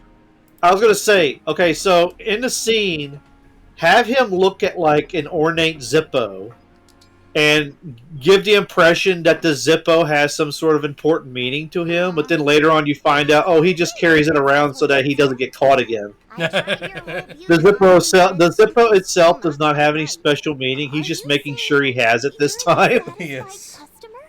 No, the products are great. They're just not making me as happy as I thought. Alright, you go, Storm. So I'm super excited because one of my favorite bands is going to be playing at the local venue, and they only come through here like every 5 years. Oh boy. Good for you. Because, Scandinavian bands, not exactly always on tour in the United States. Yeah. The band is called Tyr, as in the Norse god Tyr. Yeah. Are you going to be able to make it? Yeah, no, it's in 4 days, and I just got the ticket. It means that I will not be streaming on Sunday, so... Oh, neat. No! Noted. That's okay, I'm just gonna be playing Monster Hunter anyways. Mm-hmm. Yeah, no, if any of you get the chance, you should look up the metal band Tyr. They're interesting because a lot of people, when you say Viking metal, you're going to be expecting, like, over-the-top headbanging and whatnot. But instead, they're more folk metal, and the folk side of it, like, the way they sing and everything is very shamanic. Yeah. Because they're actually focused on, like, telling the stories in the way a skald would have told the story. Nice. Ugh. Hey, miss. Are you out here by yourself? I'm trying to remember other fun little factoids about that cast. I mean, most of it's silly stuff. It's very much meant to be a lot of tongue-in-cheek with the monsters it deals with. Yeah, of course. Why did you get so angry? That and the setting also allows me to make a whole bunch of, like this was the guest character for this episode. They're this kind of monster, but with this specific take on it. I guess I'm sorry for doubting you. Yeah. Oh god. I'm used to it. There's a Twilight vampire who doesn't realize, like, the rest of the supernatural world exists, and he gets a very rude awakening, and he's basically just screaming the whole time, like, oh god! Oh, that's what you meant. Well, alright then. I look forward to it. Don't you have vampire bros? All I do is sparkle!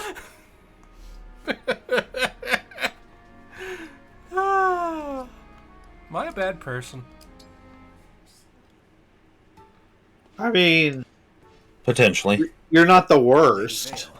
I found you. Oh. That's high praise coming from you, Andy. I'll take it. I was indeed. Perhaps you don't realize. It is not safe for you to walk through town alone. Not safe? Why do you say that? I'm a fucking dragon! Considering what we have done, she is. Some of these she is a dragon. Might rightfully want revenge. If that happens, shit. Then I'll apologize. We did. This is Japanese anime. That always works. Might well not be enough. If something were to happen to you, I'm not a child. I can take care of myself. Now stop following me. I am 3,000 years old. She's at least 1,000 years old. So yes. I really want to watch the Finrin anime. Fryrin, yeah. Well, we had planned to watch it together, but then life happened to all of us, and we haven't gotten back on. Yeah, we need to get back to anime night because. Frankly, I miss it. Honestly. Well, yeah. A, we miss it. B, it's been literally since the meetup. Oh god. I do want to take part, but you guys do it so late that my brain chemistry is different, and I'm like, I don't care. I want to go to bed. Yeah. Yeah. No, we'll have to figure that out. Figure out some scheduling. If you are aware. I think the main reason is I kind of want to see Stark's story because I don't know. I like Stark, and the only reason I'd want to watch Demon Hunters is for the electric guy. I don't know. No, Zenitsu is one of those characters who starts out really annoying and gets much better as the series goes on. He's very much a good version of the dumb tropes that he exemplifies. I actually, because of how life was for me growing up, like, I connect with a bunch of characters that are usually seen as hopeless losers that don't contribute anything. Yeah.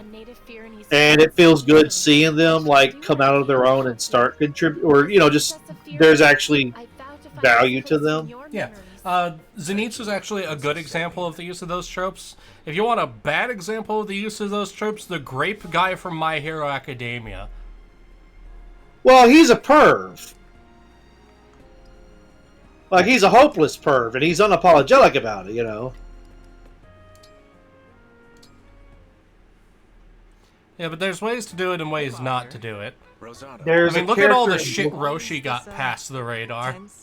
I do not intend to be. Yeah, but he's hyper competent and good natured, like, and it doesn't go. I would say between Roshi and Grapehead guy, Roshi is the least degenerate. Turtle, I've seen her poop. She knows what's going down. Uneducated rather than rude. What? Dragon Ball Z Bridge. But also, yes, at one point Roshi gets a hold of a watch that allows him to shrink, and he is in the toilet when, well... That's kind of going too far, in my opinion. Like, that is not necessary. You can see me, I'd probably be doing like the cut it. There's this. I'm trying to find it. I do appreciate a spicy stew. But yeah, part of that is because while Roshi is definitely like an old man pervert, he also has redeeming qualities that help counteract that. Mm-hmm. Well, and it's just. It's a trope in Japan. It very much is. It very much is. Creepy old man. Mm-hmm. Well, that is a weird cultural thing that is not just specific to America and Japan. It's a lot of different countries. Oh yeah, there's always somewhere about it. The balance between violence and like sexuality stuff. Yeah. Like, some cultures will be like, oh yeah, it's perfectly fine to shoot someone on screen, but skimpy outfits are a no-go, while other cultures will be the exact opposite. Then you have cultures like ours where we kind of bipolarly flip back and forth between the two. Alright. The character from Bleach that I was about to talk about, his name is Kaigo Asano. He's the, Oh, Keigo, Keigo. Yeah. He usually gets, like, drop-kicked or beat up, but sometimes he shows a level of competency that even impresses the, like, some of the Soul Society, but from what I understand, his end is basically he runs a noodle shop. Yeah, he's a doof, but he's ultimately just kind of a good guy. Well, he's good-natured, and I remember that he actually has points of wisdom where it almost seems like I'm not saying he knows more than what's going on, but that he's actually a lot smarter than he lets on, or not smarter, wiser. Like, I know this is kind of goes to hold on. This goes back to our previous. I think you could be kind of somewhat dumb but wise at the same time. Yeah, you know what I mean. Emotional intelligence is definitely a thing. Like he is more emotionally concerned about things than like intellectually. Like he'll do stupid things, but if he thinks a friend is legitimately suffering, he'll like I said, emotional intelligence is the word you're looking for, and it's something that a lot of people run into problems with. He is actually one of the few characters that can stand in the presence of Eisen when he's walking around in like his hollow form. Yep. So, fun fact: all of Ichigo's friends were supposed to get powers originally, including Keigo. He does, but they're very low power. But I'll let you continue. I don't want to cut you off. I'm sorry. All of them were supposed to get powers the way like Chad and Orihime did. But then Kubo decided to take the story a different direction, and so they kind of got left by the wayside. Well, there was I don't know if it was the main part of the comic, but and in the anime, there was a part where like some of the lesser friends form like a semi-superhero squad. That is anime only, and it is a filler arc. Okay.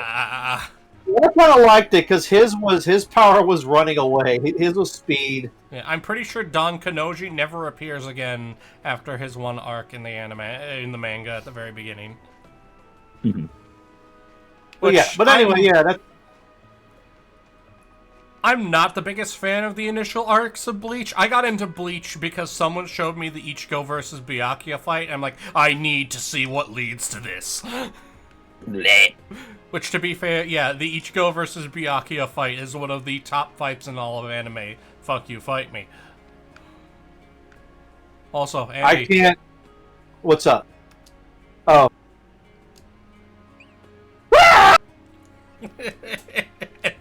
The tradition has been fulfilled. It never stops being funny. Yes. Oh, and to the people who have expressed concern, Whacker is in fact okay. He's working on moving right now. Okay, that's why he's not here. He didn't message me, so I didn't know.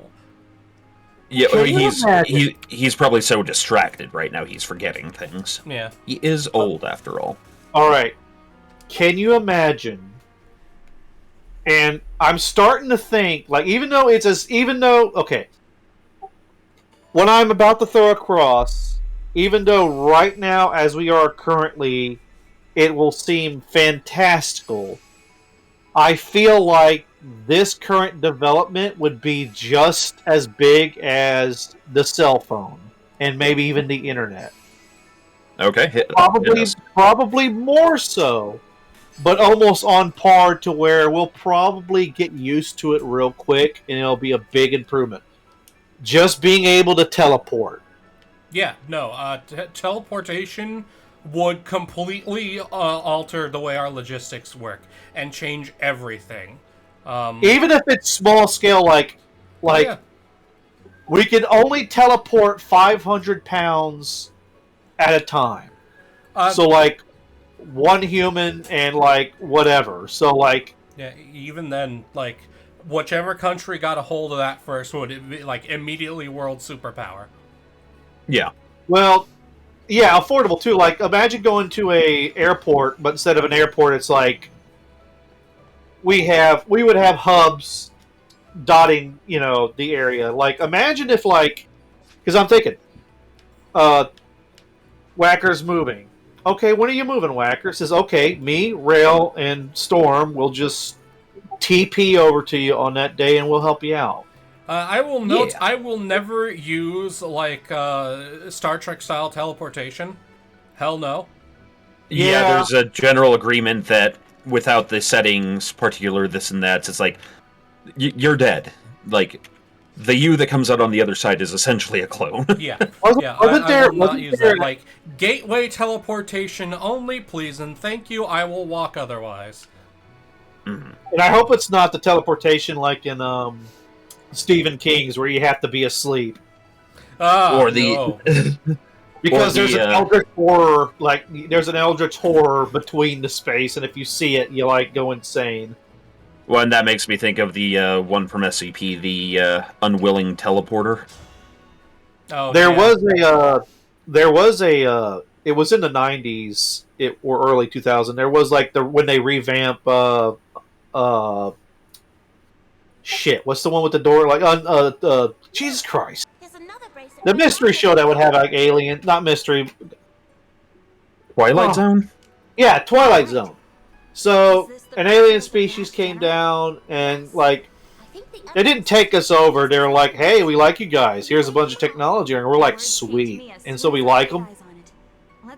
And one of the things they gave us was like teleportation, and it was like there's a 1 in so many chance that somebody will go missing, but it's kind of like, well, it's so convenient. We kind of like, and turns out those people that go missing, the aliens are actually just picking up and harvesting. Oh, lovely. So, we need to pause from conversation because in gameplay, we are about to get my boy! Oh, you getting Roy back? No, I've already got Roy. But Martha? well played. No, this is my boy.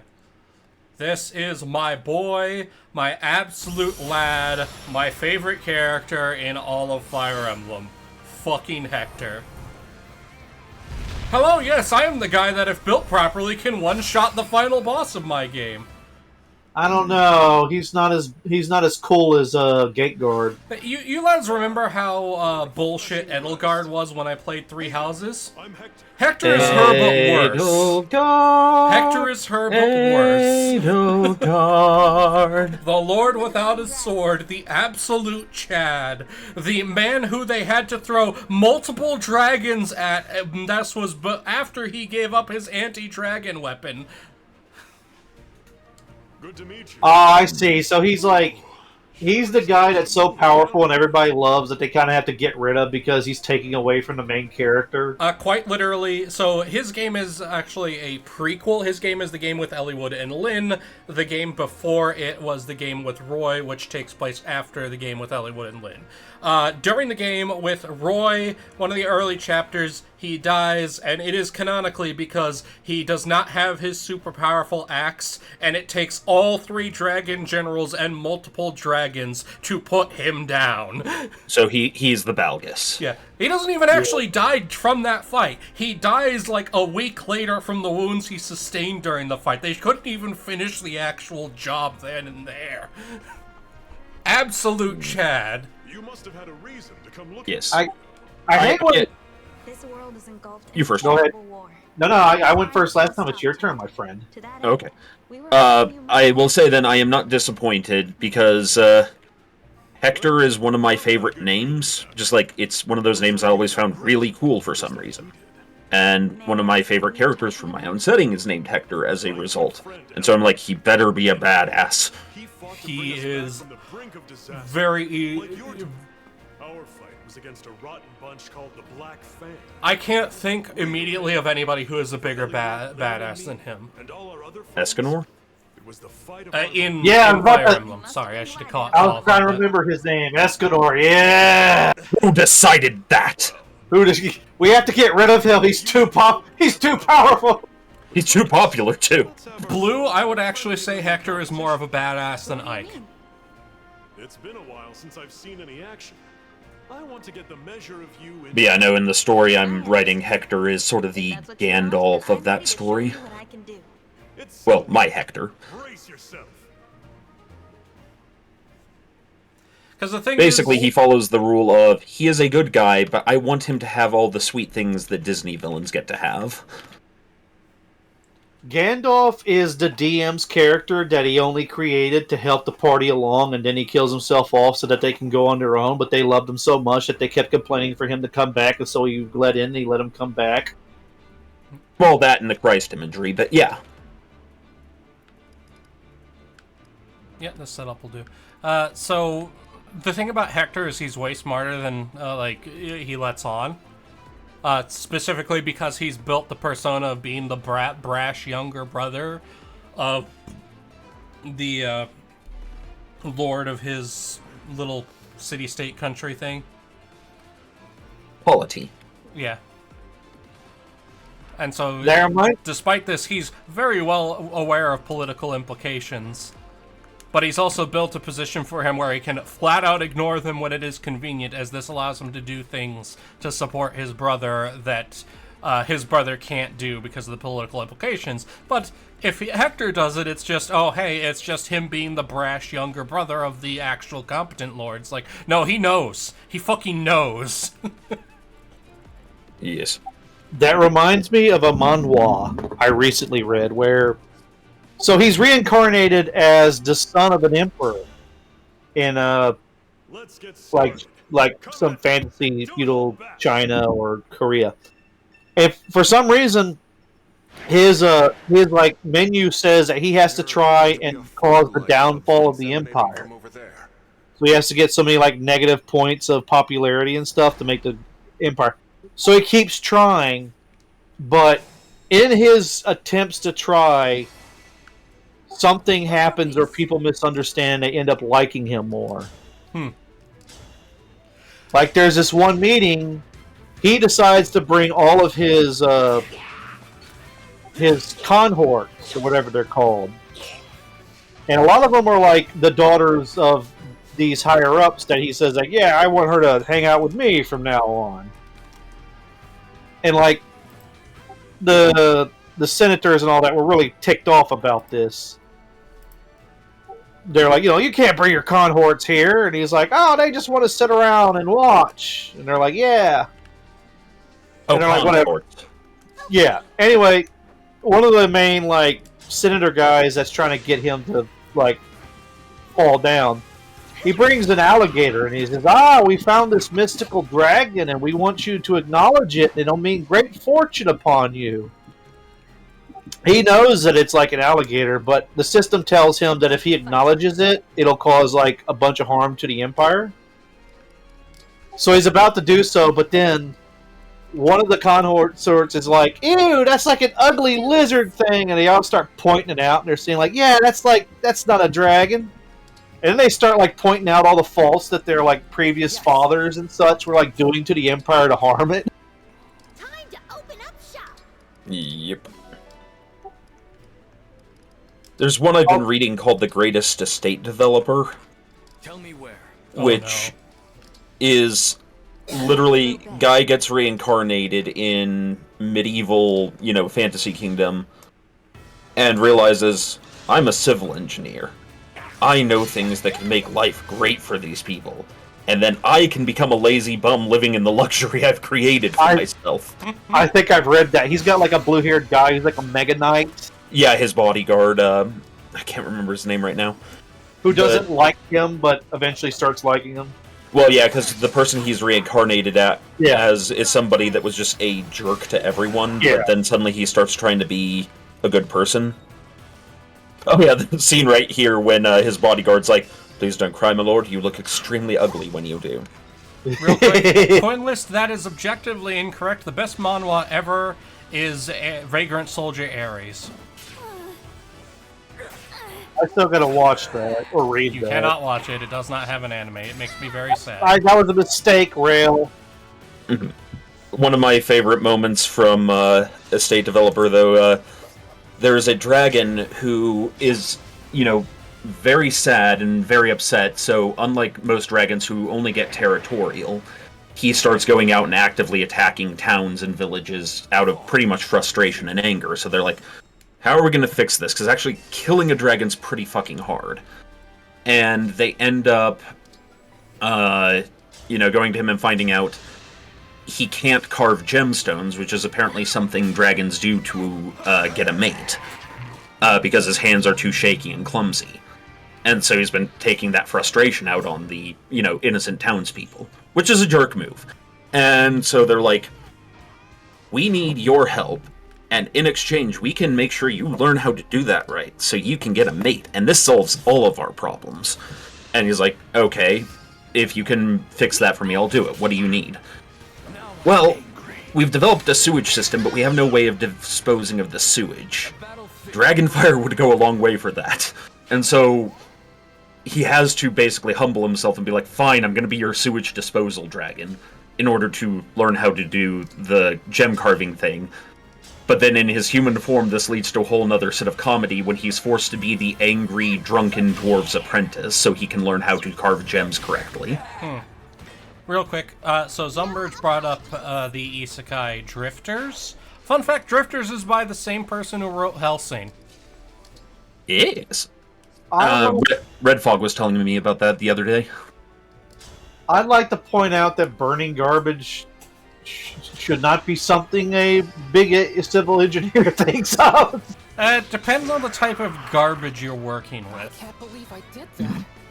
In this case, he's trying to develop a sewage system for an area that suddenly has far bigger population than it had the infrastructure for. Bye-bye now. And as people know, plumbing has saved more lives than medicine, historically. You know what my favorite form of getting rid of waste is in isekai? Slimes. Hey. They don't care. Indeed. I am not that kind of slime. Wrong slime. Wrong slime! Matter of fact, there's an isekai where, like, a guy, like, he only summons slime. But, like, he's really good at it. And, like, he takes all the jobs that no one wants to. He goes to the sewers and just cleans it out all the time. Which leads him to finding, like, underground cultists and, like, monsters and such that were originally going to destroy the town. Because, like, hey, we're hiding in the sewers. No one comes down here. Hey, what are you doing down here? Get them, slime. And they, like, get their asses kicked. There we go. Also, there's another isekai where a guy was an exterminator, pest exterminator. And he gets a lot of his XP by just, like, killing off, like, hordes and hordes of rats and roaches and shit, so he becomes overpowered.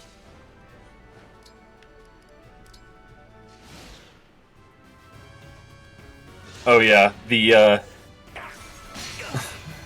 when he finds a whole bunch of, you know, undead soldiers after defeating a necromancer, you know, and their bodies have all fallen over, and he suddenly realizes these were men once, and so he decides to bury all of them, not realizing that they're still cursed, and so their ghosts come to him and they're like, "We want to thank you for your kindness. Do you need 500 undead skeletons that know how to do things?"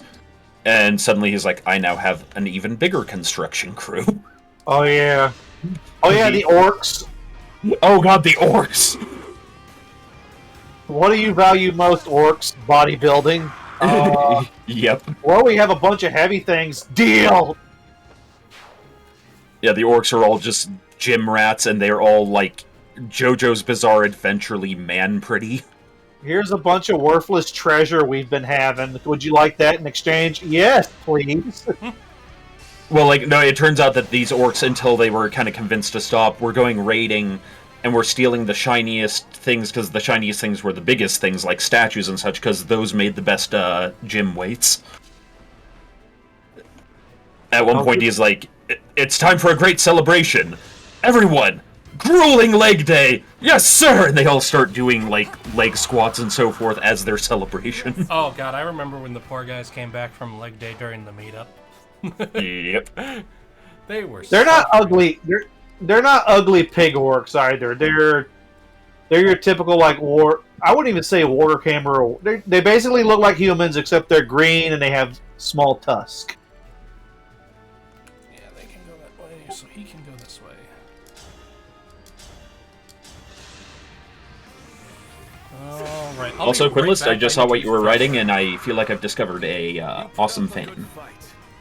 For we are fellow fans of the thing.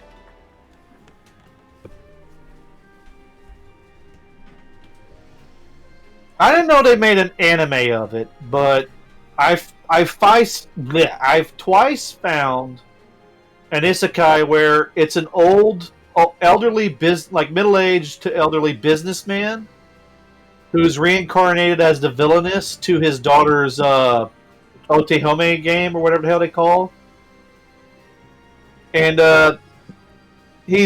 I think he's actively trying to play the part of the villainess, but he's also trying to, like, be, you know, like how he thinks a noble should act. So he just ends up impressing everybody.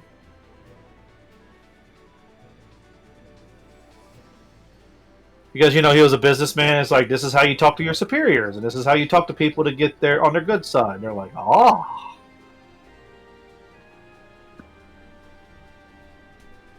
Yeah. I like isekai. I know a lot of people don't, and I can kind of understand.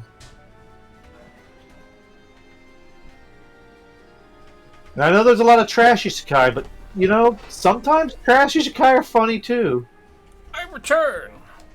Maybe I should read I was reincarnated as a vending machine in a dungeon, Maybe that'll enlighten me somehow. What's the matter with Rale?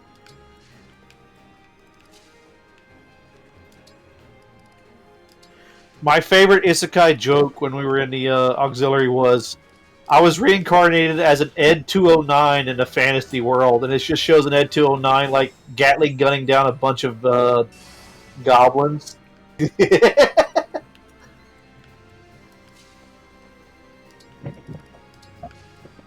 Actually, I should read that one where it's the Red Ranger goes to a fantasy realm. That one I've actually heard is really good.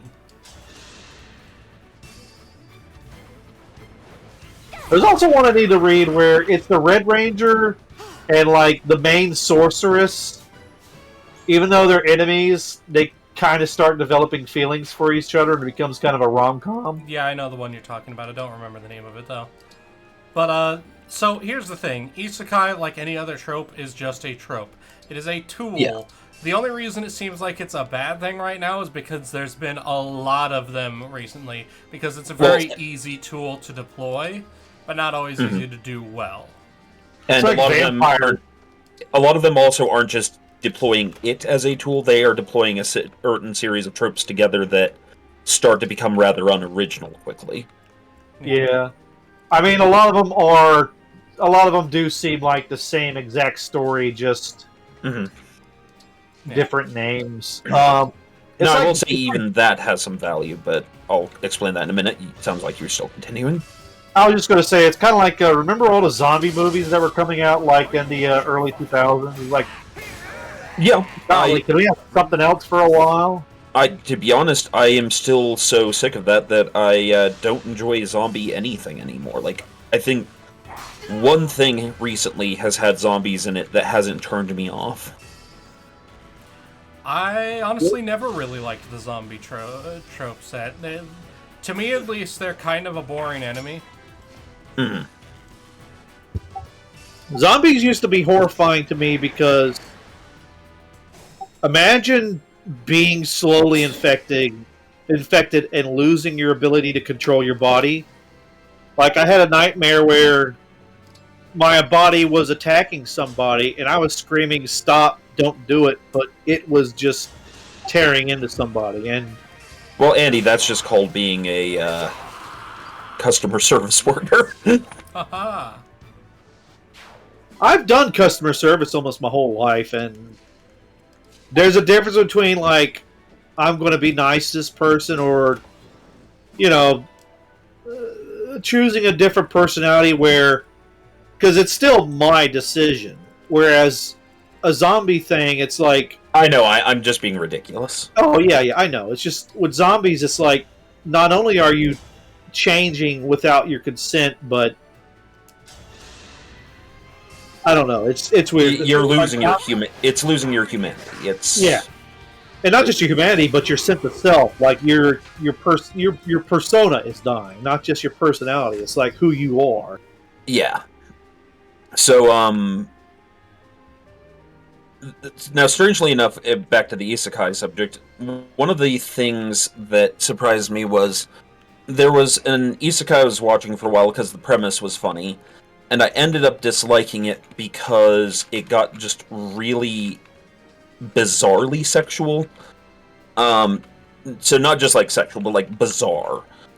And I ended up stopping watching it. I ended up finding another isekai that had literally the same story, but was infinitely better because it was actually just wholesome. It's like, it's strange that both of these exist, and the one that looks like it was stealing from the other is better because... Yeah. Loki, yes. Anna currently has Edelgard equipped, and that causes her to light everything around the target on fire. I was confused about it for a moment too, and then I was like, I need to double check her skills. So to answer your question, Von Falkenstein, the first one is called, the one that I would not recommend watching, is called, if I remember right, it's something like that time I was reincarnated as the 7th Prince so I could practice my magic or something like that. And then the other one is simply called, the good one is called Magic Maker, which is still releasing, so it's a rather new one.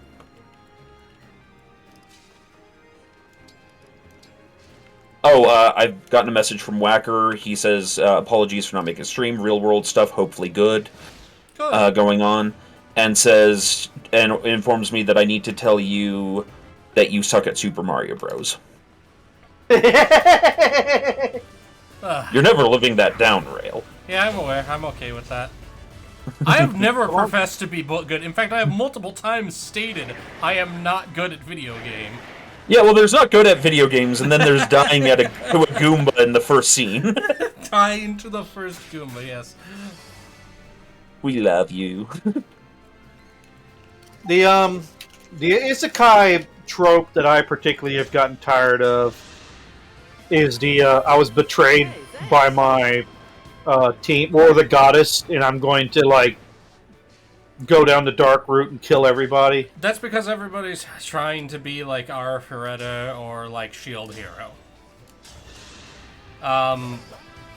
Shield Hero was different in my opinion. Honestly, the best use of the betrayed by the goddess trope is Konosuba. Actually, the one I like the most is the something Moon. It's the one where he has a dragon and then a spider monster become his underlings. It's the one where he concentrates on archery so much that his entire presence disappears, and everybody's like, "We thought you died." Yeah, I know what you're talking about. Yeah, I like that one. I don't remember the name of it, but I do know what you're talking about. Moonlit Fantasy, something like that. Yeah. Yeah. I can keep going. Okay, good. That spot's gonna stay open. So, safe zone obtained. I noticed that there's a popular trope where it's like, I am reincarnated as someone who is, like, irredeemably bad, or the villainous. Yeah, my favorite of that is, all routes lead to, reincarnated as the villainous, all routes lead to doom. She's such a fucking moron. Yeah.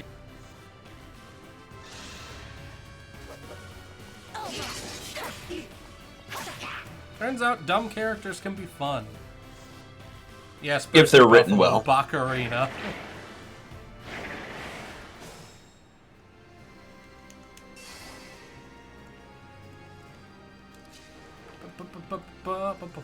I also love the misunderstanding trope. A really good one and an old one. You can find them. Actually, there's like a short OVA of a few episodes of it, but it's called Desu Angel. The main character straight up looks like a vampire. So he's the sweetest and kindest guy, but because of misunderstandings, everyone thinks he's like a drug fiend that could like wipe out an entire school. Well, it's kind of like the demonic monster from Skyward Sword, where he's like, everyone's terrified of him because he looks like a demon, but he just wants to make people happy. You know, the thing about that Storm song is I can see a demon, like, actively trying to make people happy for their own detriment. Well, yeah, obviously, but this is more, again, Japanese demon, not, like, Western Christian demon. Zumberge, the reverse isekai just reminded me of something that came up in my mind earlier and I forgot about, because Sherlock Holmes came up, right? So, yeah. Fun fact, because of this stuff existing at the right time, Sherlock Holmes could have had a mystery involving a samurai. Yeah. Like a legit samurai, too. There and a cowboy. is a point. There's a point in history where small point in history where a cowboy, a samurai, a knight, and a pirate could in fact be like an adventuring team. Yep. Yes. I think the samurai would be somewhat like older. Mm-hmm. Well, and then on top of that, you could also add a fax machine into the mix.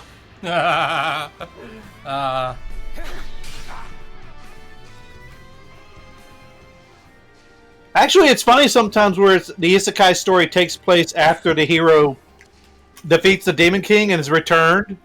Oh yeah, you get to keep all your powers. Yep. Oh god, sorry, you just reminded me of a really great one that got one of the guys in the Legion so mad the other day. Oh no! Which was which was the realization that gunpowder is older than the rapier. Which means that if you're not allowing gunpowder in your D&D game because of realism, you can't allow rapiers in a D&D game. Oh, that's amazing. Which I'm fine with trying to do a D&D game that's more realistic. I'm not making fun of that, but it's just like, you have to bear in mind what technically is true. I always felt like the reason most people don't like guns in their fantasy is because, I don't know, sword and shield is like up close and personal, and it almost feels honorable, where sometimes, I don't know, it also feels like a gun would be overpowered, like, bam, oh, you got full plate, bam, you're dead. So, well, there's that, there's also... In fact, ranged weapons in general are extremely hard to balance in an RPG setting, while also making them satisfying to use. Yeah, the other aspect is that essentially they're very impersonal, so it kind of expands on your notion of, like, does that ruin the fantasy? So, like, getting shot with a gun, you're not going to have the interplay, or at least not easily going to have the interplay that characters do when they're sword fighting. Like, try to imagine the scene from Princess Bride where him and Inigo are sword fighting. My name is Inigo Montoya. You killed my father. Prepare to die! But yeah, imagine that scene trying to play out if they had, guns instead. Now, like, it could be done, but it would be substantially more difficult to make that scene as interpersonal as it is if it was a gunfight, not a sword fight. Now, an example where they do that is something like Enemy at the Gates. They would have to be, like, single-load breach guns, right? Where, like flintlocks. I mean, that's part of the reason why my setting only uses revolvers or lever-action rifles. And the idea is to make, like, semi-automatic at most. And the revolvers in my setting are all single-action revolvers. No double action for you. I think for the most part, when it comes to running a game, is making it where everybody can have fun, whereas not one person's fun, like, runs over somebody else's fun, like... Yep. And a big thing there is that's just the DM has to establish what's already the case. Yeah. And you have to kind of be agreeing to play to that at the beginning. Yeah. Yeah. That is why my RPG embraces weeaboo fighting magic for its sword skills, because that allows you to get around the, well, why would I ever use a sword if guns are around? Well, because swords are still effective, because magic is some shit. Well, I'd also say, like, I have a gun. Well, this guy's standing next to you with a sword, and turns out, I don't know, I've seen instances where it turns out having a gun in that close of proximity doesn't really help that much. Yeah, it's definitely much harder to use the gun, but as compared to something like a bow and arrow, it's a lot easier to use a gun in melee than a bow and arrow in melee.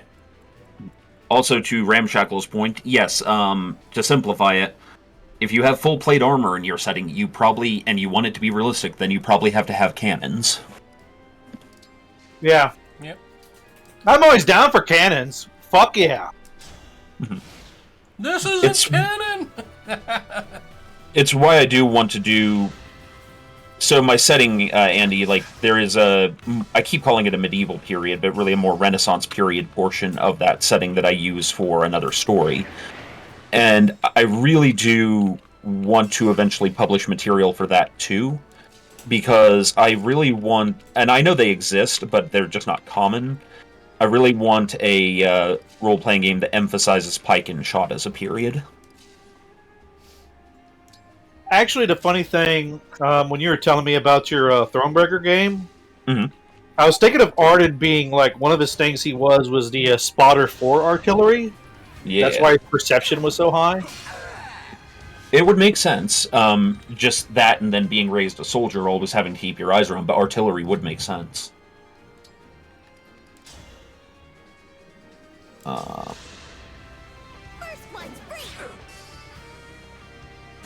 Yes, Bully Snake brings up that early cap and ball revolvers were something that were not reloaded in combat. They were used as a volley followed by sabers for cavalry. Yeah, the idea was that, I think it was Gustavus Adolphus came up with this, but he was like, pike line is problem for cavalry, but cavalry is good for mowing down large units of men. How solve? Give cavalry pistols. Cavalry shoots pikemen, disorganizes them, and then charges in with saber.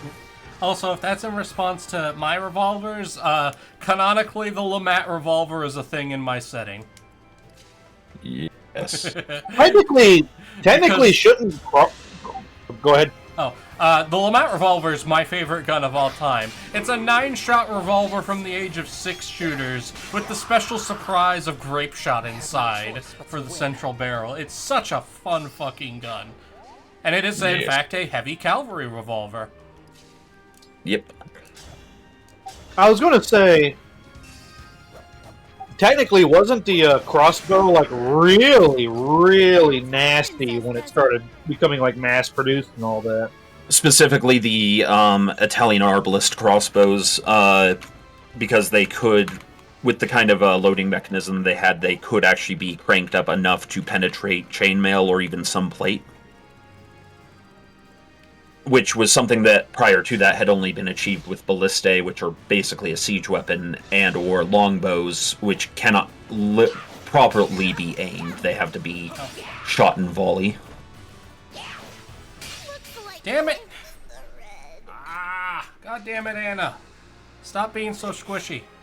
Well, yes, Zumberge, Italy didn't exist until the 1850s, but you got what I mean. Venetian, Milanese, Sicilian, etc. You pedantic Zumberge, you!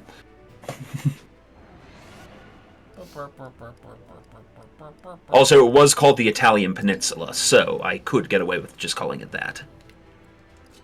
Let's ask Whacker, he'll know. No, Whacker was drunk for most of Italy's formation. They just have such good wine. And we all know Whacker knows everything about wine. And whining. A longbow can be aimed von Falkenstein, but when using them in battle formation, the idea was to fire them in volley at the enemy to keep them at distance. Which you would not be aiming at that point, you would be aiming at a broad area. But yeah, no, it definitely could break through the armor.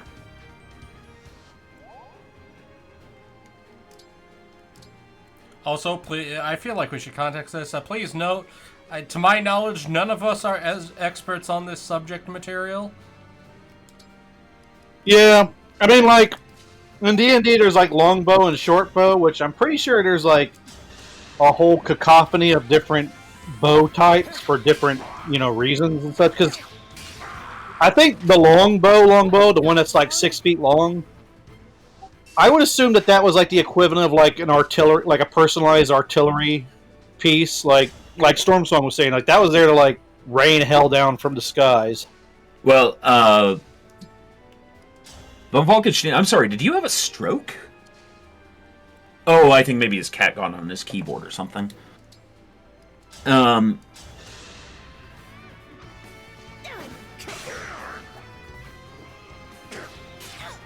Yes, I've seen that before. I don't know how that's pronounced, Gastrophetus. It's a weird fucking weapon, but kind of cool.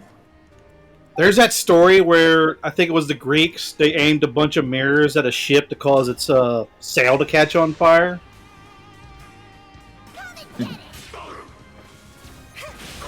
Typo Gremlin is plaguing him. Yes. Weren't gremlins like a thing that became a thing with like air travel, like planes?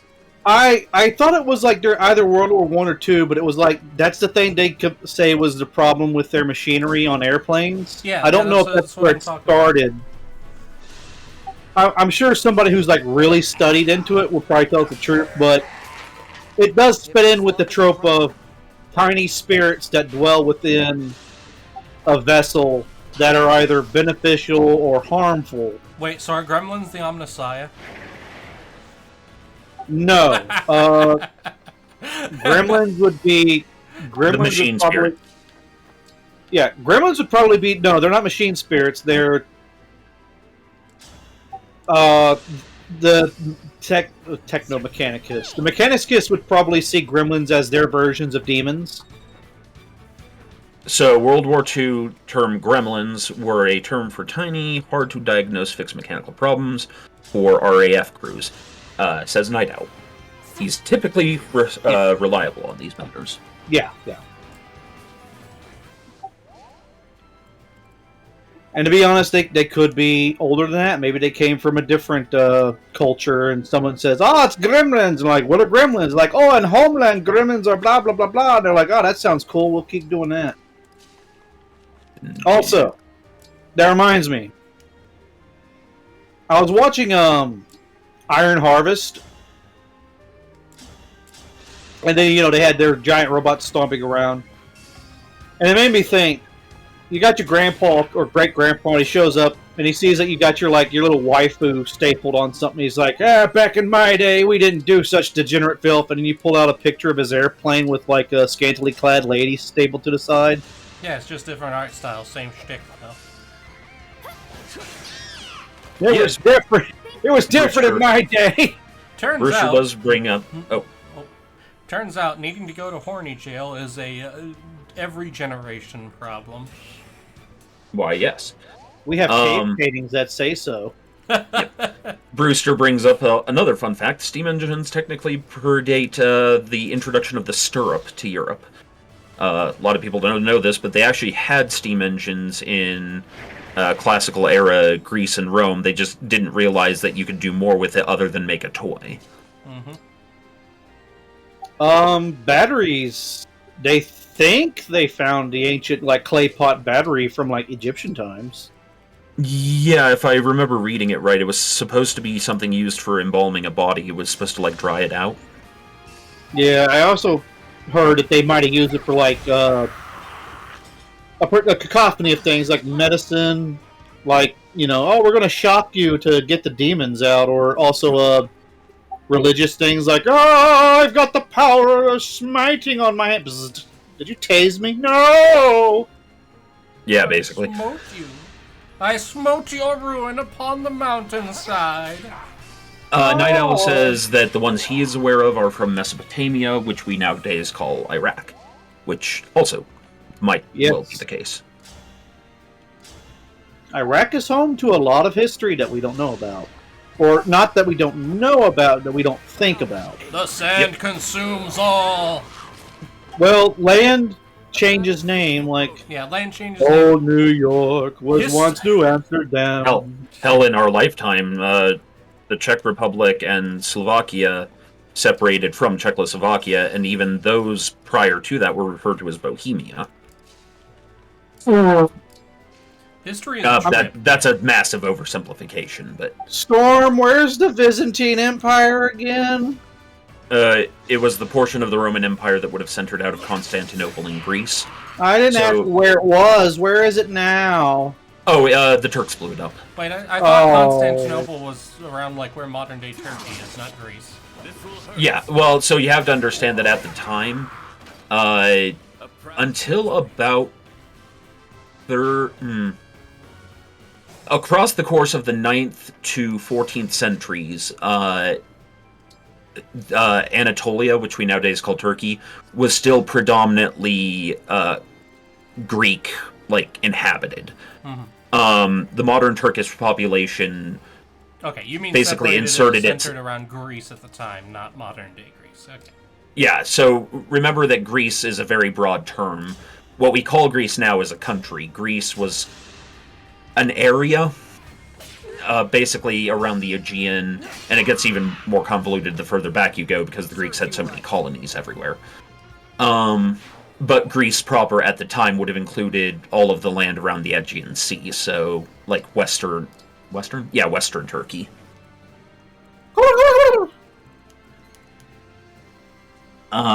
Wow, Andy. Wow. What? Don't think I didn't understand what you did. Look, I heard turkey and I gobbled. Constantinople is Istanbul. I swear to God, if somebody is legitimately offended by that, I'm gonna cane them. I swear I will. Like, you're not allowed. I'm gonna actually have a fit now. God, Night Owl in chat. Andy never makes sounds again. I'll make as many sounds as I want, you nocturnal fiend. Ramshackle just said the best thing ever. I hate sand. It's rough, and it's coarse, and it swallowed the Library of Alexandria. Oh my god. Also, in repeat to earlier, daily update on the status of the Roman Empire. God damn it. Still gone, my dudes. You did that already So, yeah, today. you already did that. I know, but we joke have 20 story. more. But we have 20 more people in chat now. God, you're going to remind Rale to do the pun today because he hasn't done it. Oh, yeah, good point. God damn it! Which month do people sleep the least? February. What? Wait, repeat? Which winter month do people sleep the least? February. Oh, god damn it! I don't get it. Because there are fewer days, thus fewer nights, thus fewer sleep. Oh, that was actually a smart one. That's why I didn't get it. I love how angry Storm sounded. Alright. So we need Isn't February like the result of like Caesar and Augustus being like, man, we need more days for our month? I swear somewhere there was a thing that... okay, two things that I've heard recently that are relevant to chat. One, I swear I heard recently that most of the Library of Alexandria was not actually lost because there were copies of the books there in other places. They were just all in Arab places. Yes. Also, Zumberge. I do love that meme. Where is Germany? Points to it on the map. Where is Prussia? Touches the heart. I still argue that in my alternative history, if Prussia had survived as a nation, we would have A, not had Nazis, and B, there would still be knighthood. Like, in the traditional sense, not just because you're a famous artist. I want to make an alternative history where we never discovered coffee.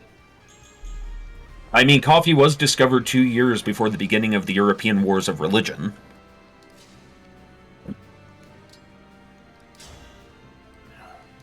I joke, but there is a theory that that's what caused it. That caffeine started the Protestant Reformation and thereafter the 30 Years' War. We're gonna rewrite Dune, but instead of spice, it's caffeine. I mean, the spice is literally a reference to caffeine. It's drunk like coffee. It is coffee. You can drink it like coffee, yes. Yeah. It's basically coffee plus. Mm-hmm. Coffee Although plus ultra.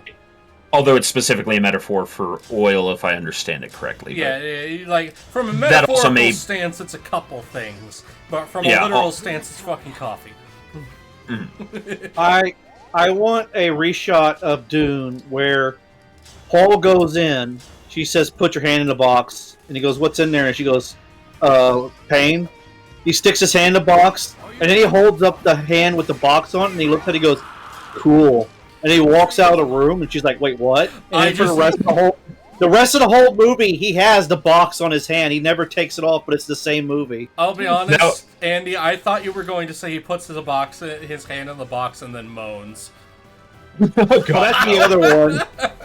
I like yours better, but the thing that's reminding me of is the scene from Emperor Has a Text-to-Speech Device, where Rogaldorm puts on the glove and he's like, "Paying Gauntlet, please, give me wisdom." It starts vibrating and then his hand falls off. "Your services are no longer required," and just walks away.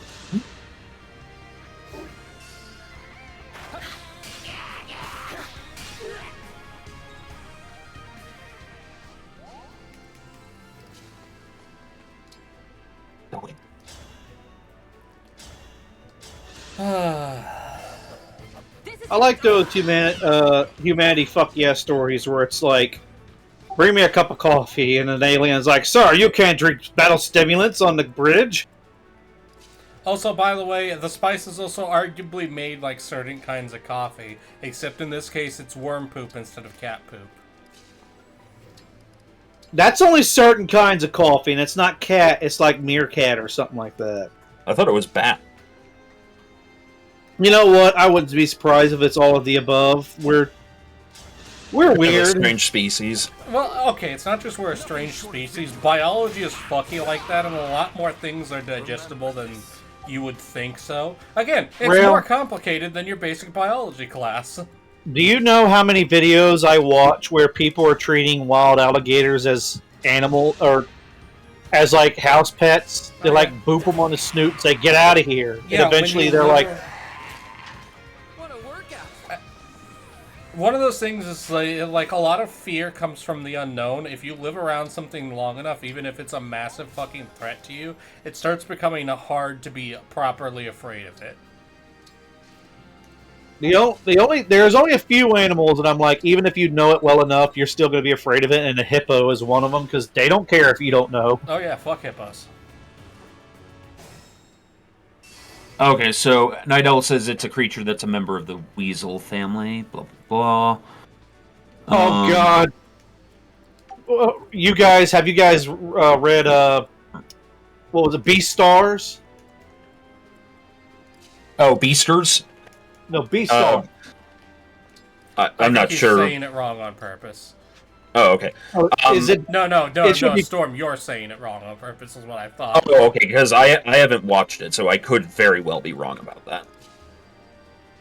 Well, there's an episode, or there's a part in them. I watched the comic, I didn't read the anime, and in the comic there is a part in there where it's the animal, that's his job. Like, his human job is to eat coffee and then, Oh, yeah, I remember what you're talking about. Because after Andy told me about the whale thing, it convinced me to actually watch it. For anybody on the fence on, it's furry bait, it's actually a really good show. I mean... ¿Por qué no las dos? It's definitely still kind of furry bait, but it's also just a really good show, regardless of the furry aspect.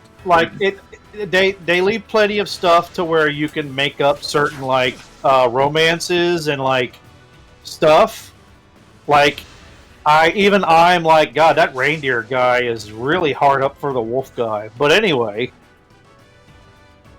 So, I just have to say this real quick before I forget. Andy, you did it again. What'd I do? You said, watch the manga and read the anime. Did I say that? Yes. I don't care. It just amuses me because it would make Whacker furious. I open a door and you just see a room full of piles of pages, and I'm like, out of all the mistakes I've made, do you think that's going to even make the top 10%? No, I'm pretty sure that. You know what? It's your upset for getting upset about it. No, I'm pretty sure the big one was that you're the reason Rhodesia's no longer a country. I don't remember saying that. No, it's a meme. Oh.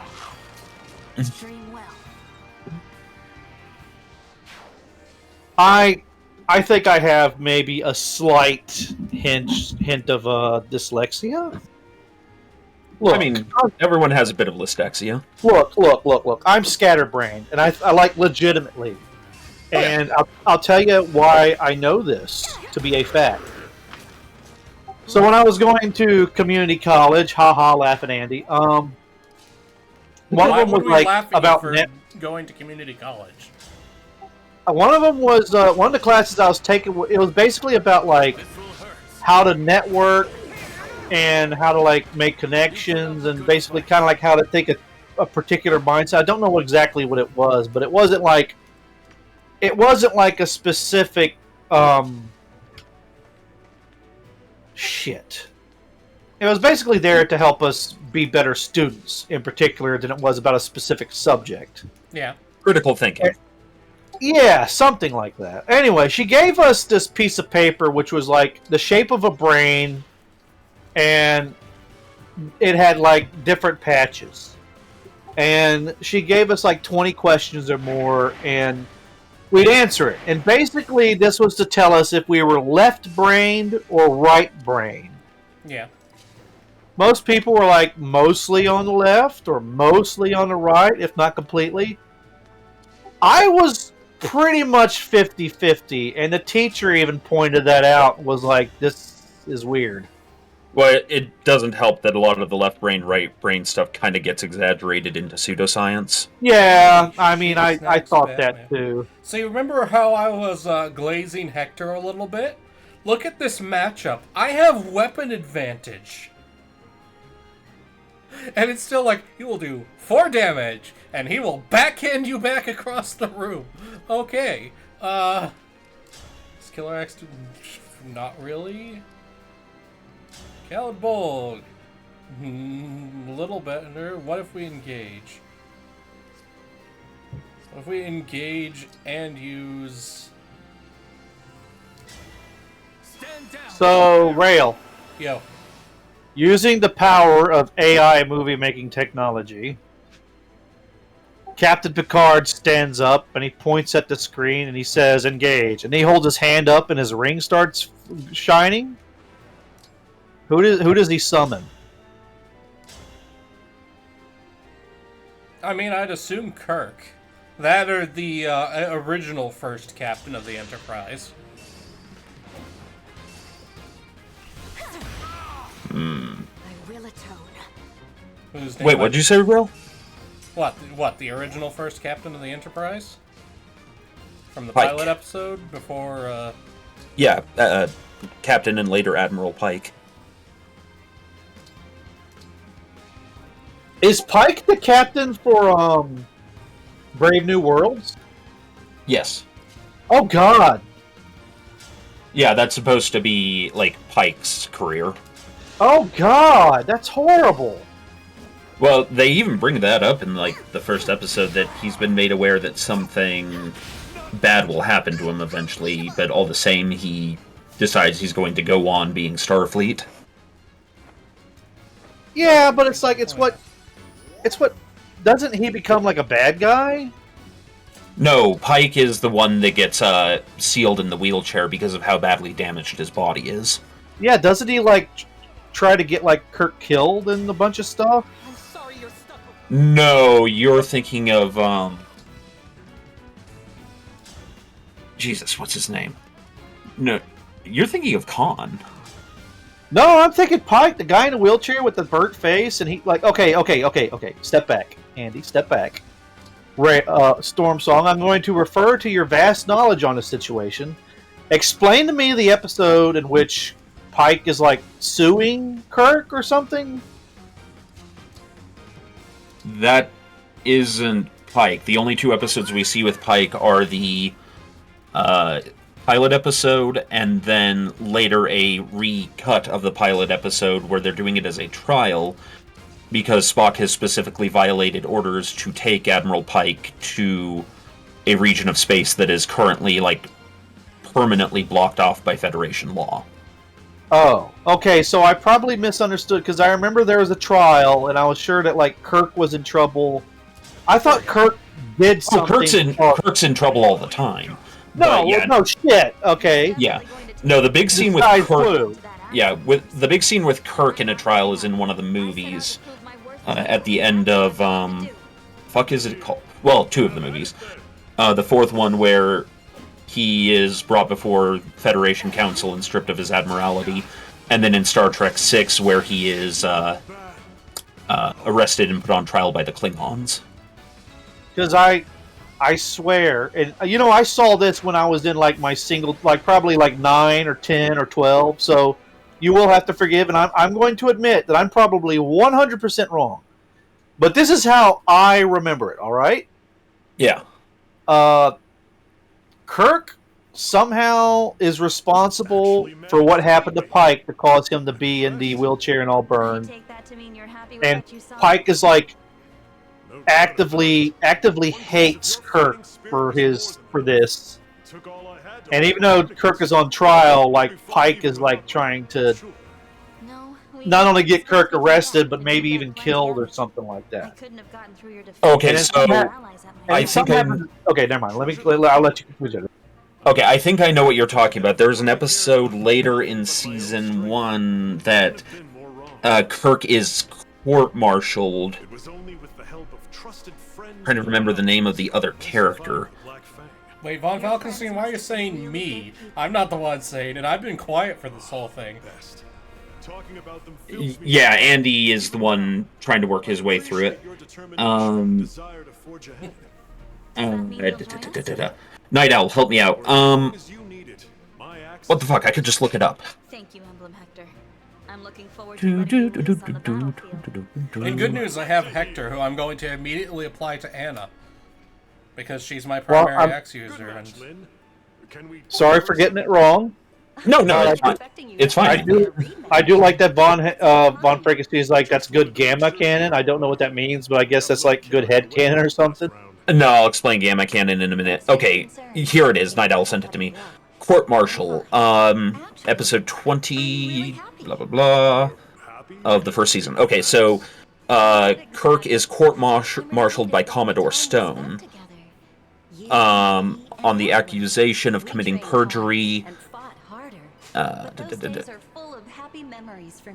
Okay, committing perjury because of an accident in having the ship at Yellow Alert when it should have been at Red Alert, causes suspicion of the actions, etc., etc. Because I know you'll always have my back, and because you're... Yeah, okay, I think that's the episode you're thinking of, because that's one where Kirk himself is actively being... Do you think I could find that episode on YouTube? You could probably find it online somewhere. Because I'd like to watch it to correct my damaged memory. I know you can watch the entirety of any of the series on Paramount Plus, which you can get a discount on through Amazon Prime. The problem is that's signing up for a whole new thing, and I know that can be annoying. There are other ways, but that I will not speak to because... Yeah. I would not speak of the ways how I watched anime back in the days. Yes. Now, to explain gamma cannon. So, in Star Trek, the fandom organizes canon in the fashion of, if it happens in the shows or the movies, it is alpha canon. That it means it is undisputedly canon. Where the shows contradict each other, that gets a little more nebulous, but it's there. Beta canon is if it shows up in the books, and largely is considered canon, but there are points where the books actively contradict the shows or the movies. Therefore, the books are considered a secondary canon, and where there is contradiction, you are to assume that is like alternate universe or alternate history. Then there is gamma canon, which is largely the video games, where because of like video games being, you have to have like certain mechanics and stuff in place for a video game to work that may not work with Star Trek's lore. The video games are generally considered gamma canon. And gamma canon is also probably just about... Well, actually, Von Falkenstein says gamma canon is everyone else. And then the joke term delta canon is applied to, like, fan theory. I'm sorry, all I can think right now is that beta canon is also anytime cuck stuff is involved. Lol. It's named for the fact that Memory Alpha is a major library in Star Trek where, like, all of the Federation's knowledge is backed up. So it's basically just one massive library where they store backups of all their knowledge. You know what? I remember now. I remember now what my... you know what? I must have had a dream. So, and I remember what it was. Pike was... Kirk was second in command. And Pike believed that Kirk had him almost killed and burned and all that so that he could take command. Also, that's a very suspiciously shaped map again. This one looks like a dude with his arms raised up. Indeed. You know what? Their arms in the air like you just don't care. That's exactly what it is, Rale. I'm not going to say anything further on the subject. Kirk never served him to Pike. Yeah, okay. But I'm just saying that's what my dream interpreted it, I guess. I just thought it was something that I actually watched. Like, yes, I do. Andy's the one accused of having a very naughty mind, while I'm the one over here making beta jokes. Lol. Listen, my mind is so bad that I know to keep it locked for like...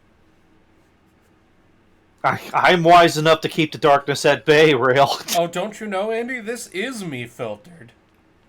No, that said, Let that cross into your mind and process that information. Now, that said, I should clarify to members in the audience that are in similar straits to Night Owl and I. As much as I absolutely love Star Trek and have this kind of near categorical knowledge, I will never hold it against someone to not have that categorical knowledge, because, dear God, Star Trek is the, to quote, or a amended version of what Rale would put it, Star Trek's almost the final boss of sci-fi. Oh my God, I just had an idea for, like, alternate universe documentary. Instead of Star Wars breaking the ground on merchandising, it was Star Trek. I mean, that could be interesting. I mean, didn't Star Trek have pretty decent merchandising? It had decent merchandising, but Star Trek still made more of its, Crow and Tex have, like, go well beyond my knowledge of Star Trek. Crow is especially knowledgeable about Star Trek. Aren't they, like, rewatching the entirety of the Star Trek stuff? Oh, no, they do it on a yearly basis. Dear God. I mean, I suppose I'm not one to talk. I replay fucking Paper Mario on a yearly basis. Yeah, it's like me with Final Fantasy VII. So the big thing about the difference between Star Trek and Star Wars is, while Star Trek did have merchandising, its main marketing ploy was the TV show itself for the purposes of like ratings and advertisement and so forth. Star Wars, being movie based and targeted at a family audience as well as sort of a younger audience, was able to push toys a lot more readily and easily. Star Trek was aimed at a somewhat older audience, and I emphasize the word somewhat. It was considered a little bit racy for its time period, even though by modern standards it's pretty tame. By The Kiss, if you know what I mean. Oh yeah, famously the first interracial kiss on TV. Okay, I remember watching a documentary on this, so tell me if this is true or not. Wasn't Spock originally supposed to be red with horns and a forked tail or something like that? I don't know if it was a forked tail in there, but yeah, he was supposed to look somewhat more demonic. And then they're like, "This is a Sunday afternoon show. We're not putting a devil." Yeah. So, they make an homage to that in a later episode where Spock says something like "the devil in the details," and then Kirk jokes, "No, I feel like the devil would have pointier ears," or something like that, and McCoy has this, like, shit-eating grin on his face. McCoy is a xenophobe. So, yeah. Real quick... McCoy is just grumpy. The reason why all the ring spirits are like, they swear they've seen Anna somewhere before, is because Anna has appeared in every game in one form or another. Usually is the secret shop merchant. So these are taking place in the same universe, or the spirits are usually other than main character powers are all taken from their own worlds.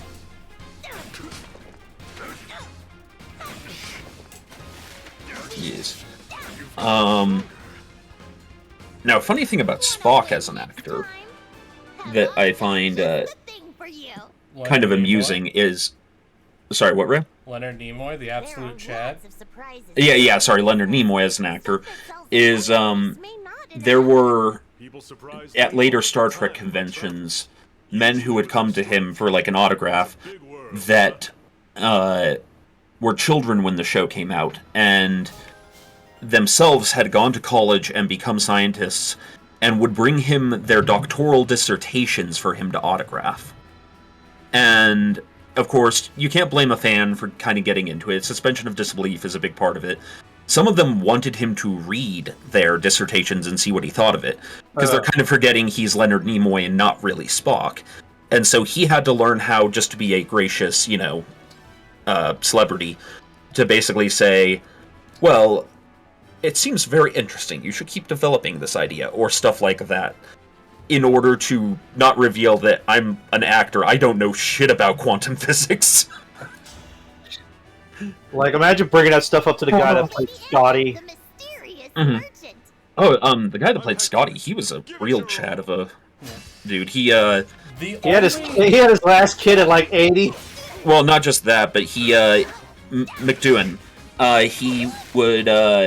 he had a fan talk to him about how, like, Star Trek had gotten through a dark time, and then even kind of said that she was, like, suicidal at the moment.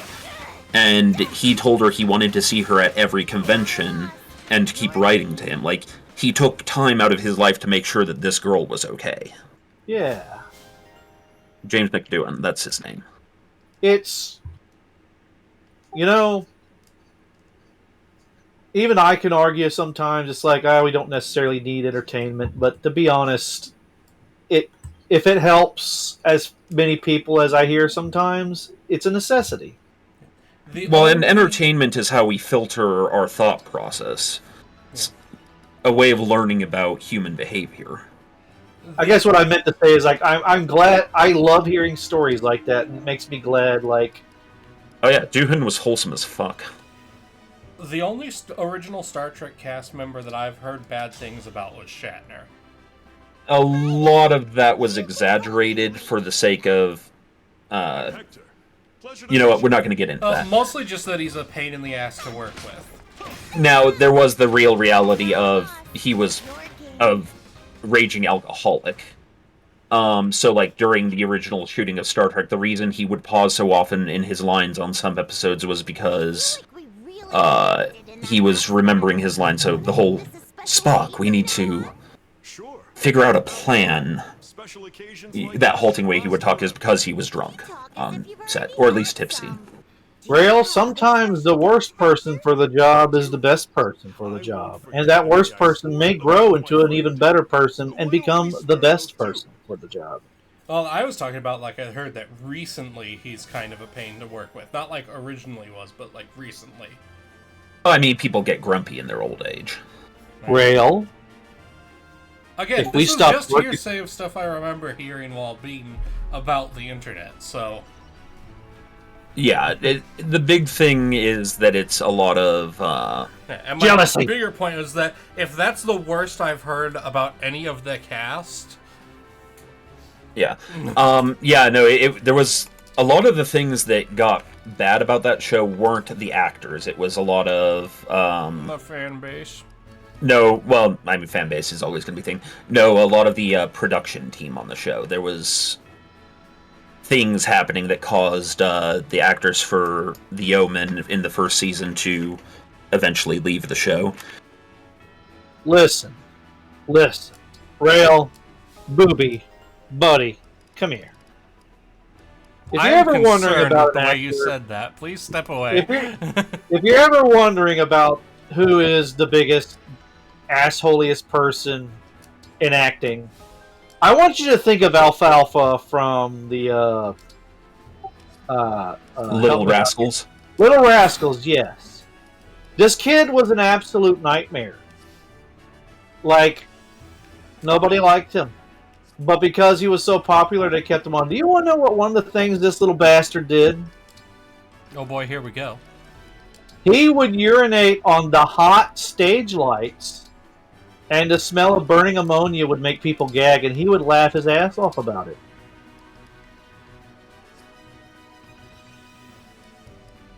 And this is a child, by the way. Oh, yeah. A little demonic, satanic hell spawn of a child.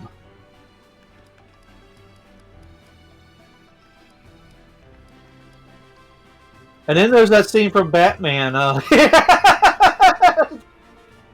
with the lights. Not cool, man! Anyway. Okay, so we need to change her to something. Let me guess, she needs fist proficiency to be able to... Huh? I'm trying to think of a time period that we haven't made a significant RPG about. Let's see. Is there a ancient Mesopotamian RPG? I mean, pretty sure somewhere. There is, but generally stuff like that would already be covered under, like, the Hyborian setting, so, like, Conan the Barbarian and such. Yeah. Although that's a much more fantastical depiction of such things. Well, yeah, fantastical would be it. Let's see.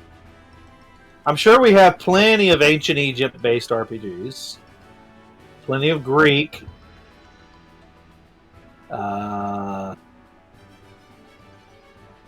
Dark Ages. Medieval times. Renaissance. Mm-hmm. Industrial. Also, Victorian. Rant Engaged. Go ahead. It's called the Low Medieval Period. Dark Ages is considered a very terrible anachronism by the historical community.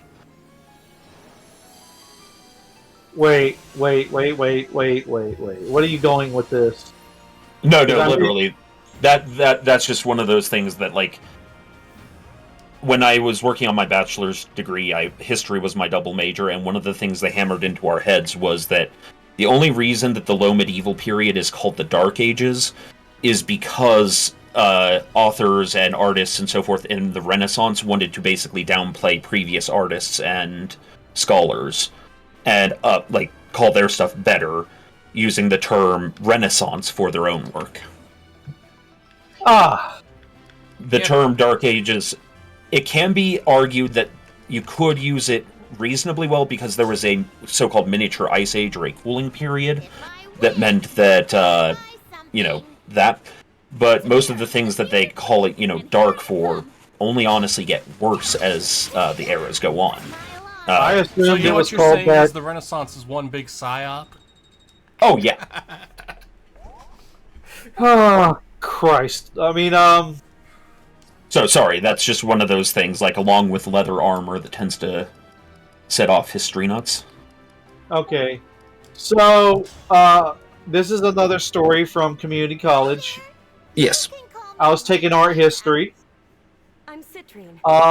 My teacher, she marked my paper down because I used the word mankind. Oh. And that kind of reminds me of that, Storm. So, good thing my grandfather would, like, I don't know. Like, I wasn't going to say anything, and I was telling my aunt about it. My grandfather overheard, and he went to the college, and he had a few words with them. Probably because he was the one paying for my degree, so... Should be a picturesque match. Oh dear. This knight has met I would also say she didn't want us using AD and BC. She wanted us using BCC and... BCE. And MCE. I think I told her that I wasn't going to do that, and she just... I think she realized that, she wasn't going to win on that.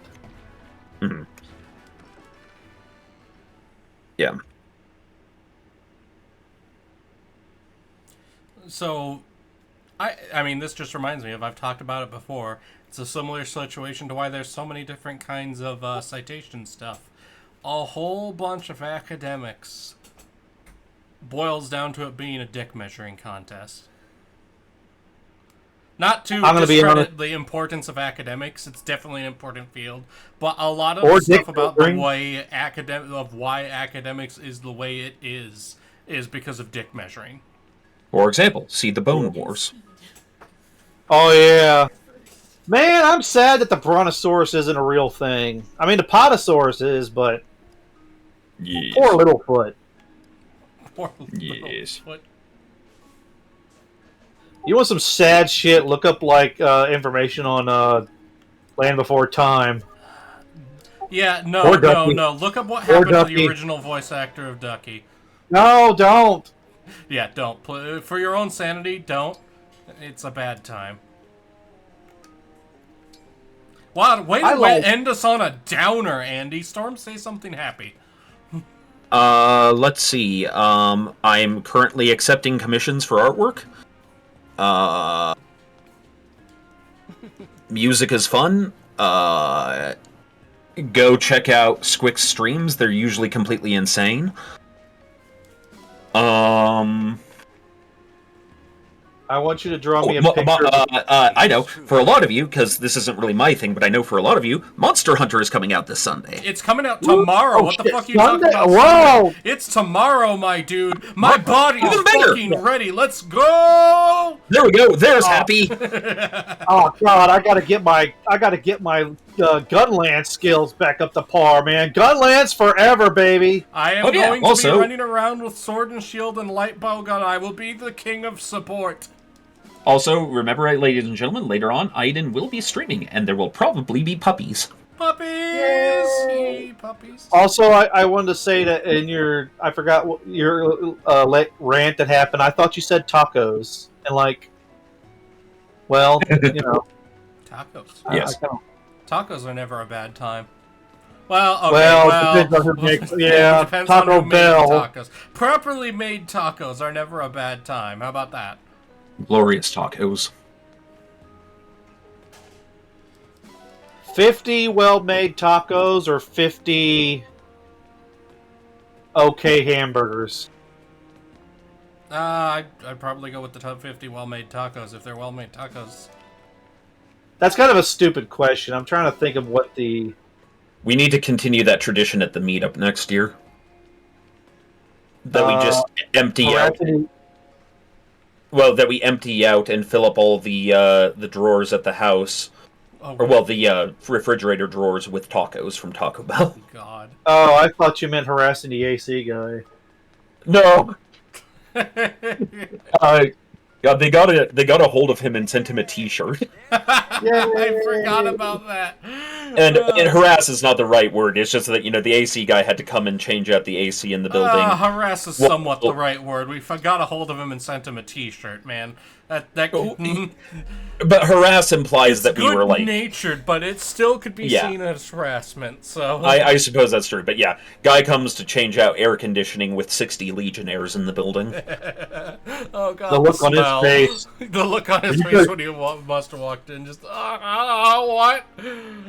Are you guys streaming or something? The nerd stench. Yep. To be honest, he looked like he could have been a Legionnaire. We just like to imagine him as some big buff super chat. Samurai just sent a picture of the kitty trying to get whipped cream off its nose.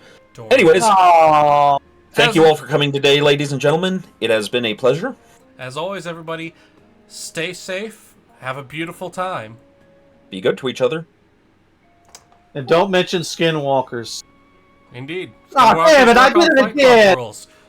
Also, remember, horse bacon is the best bacon. Wait. No.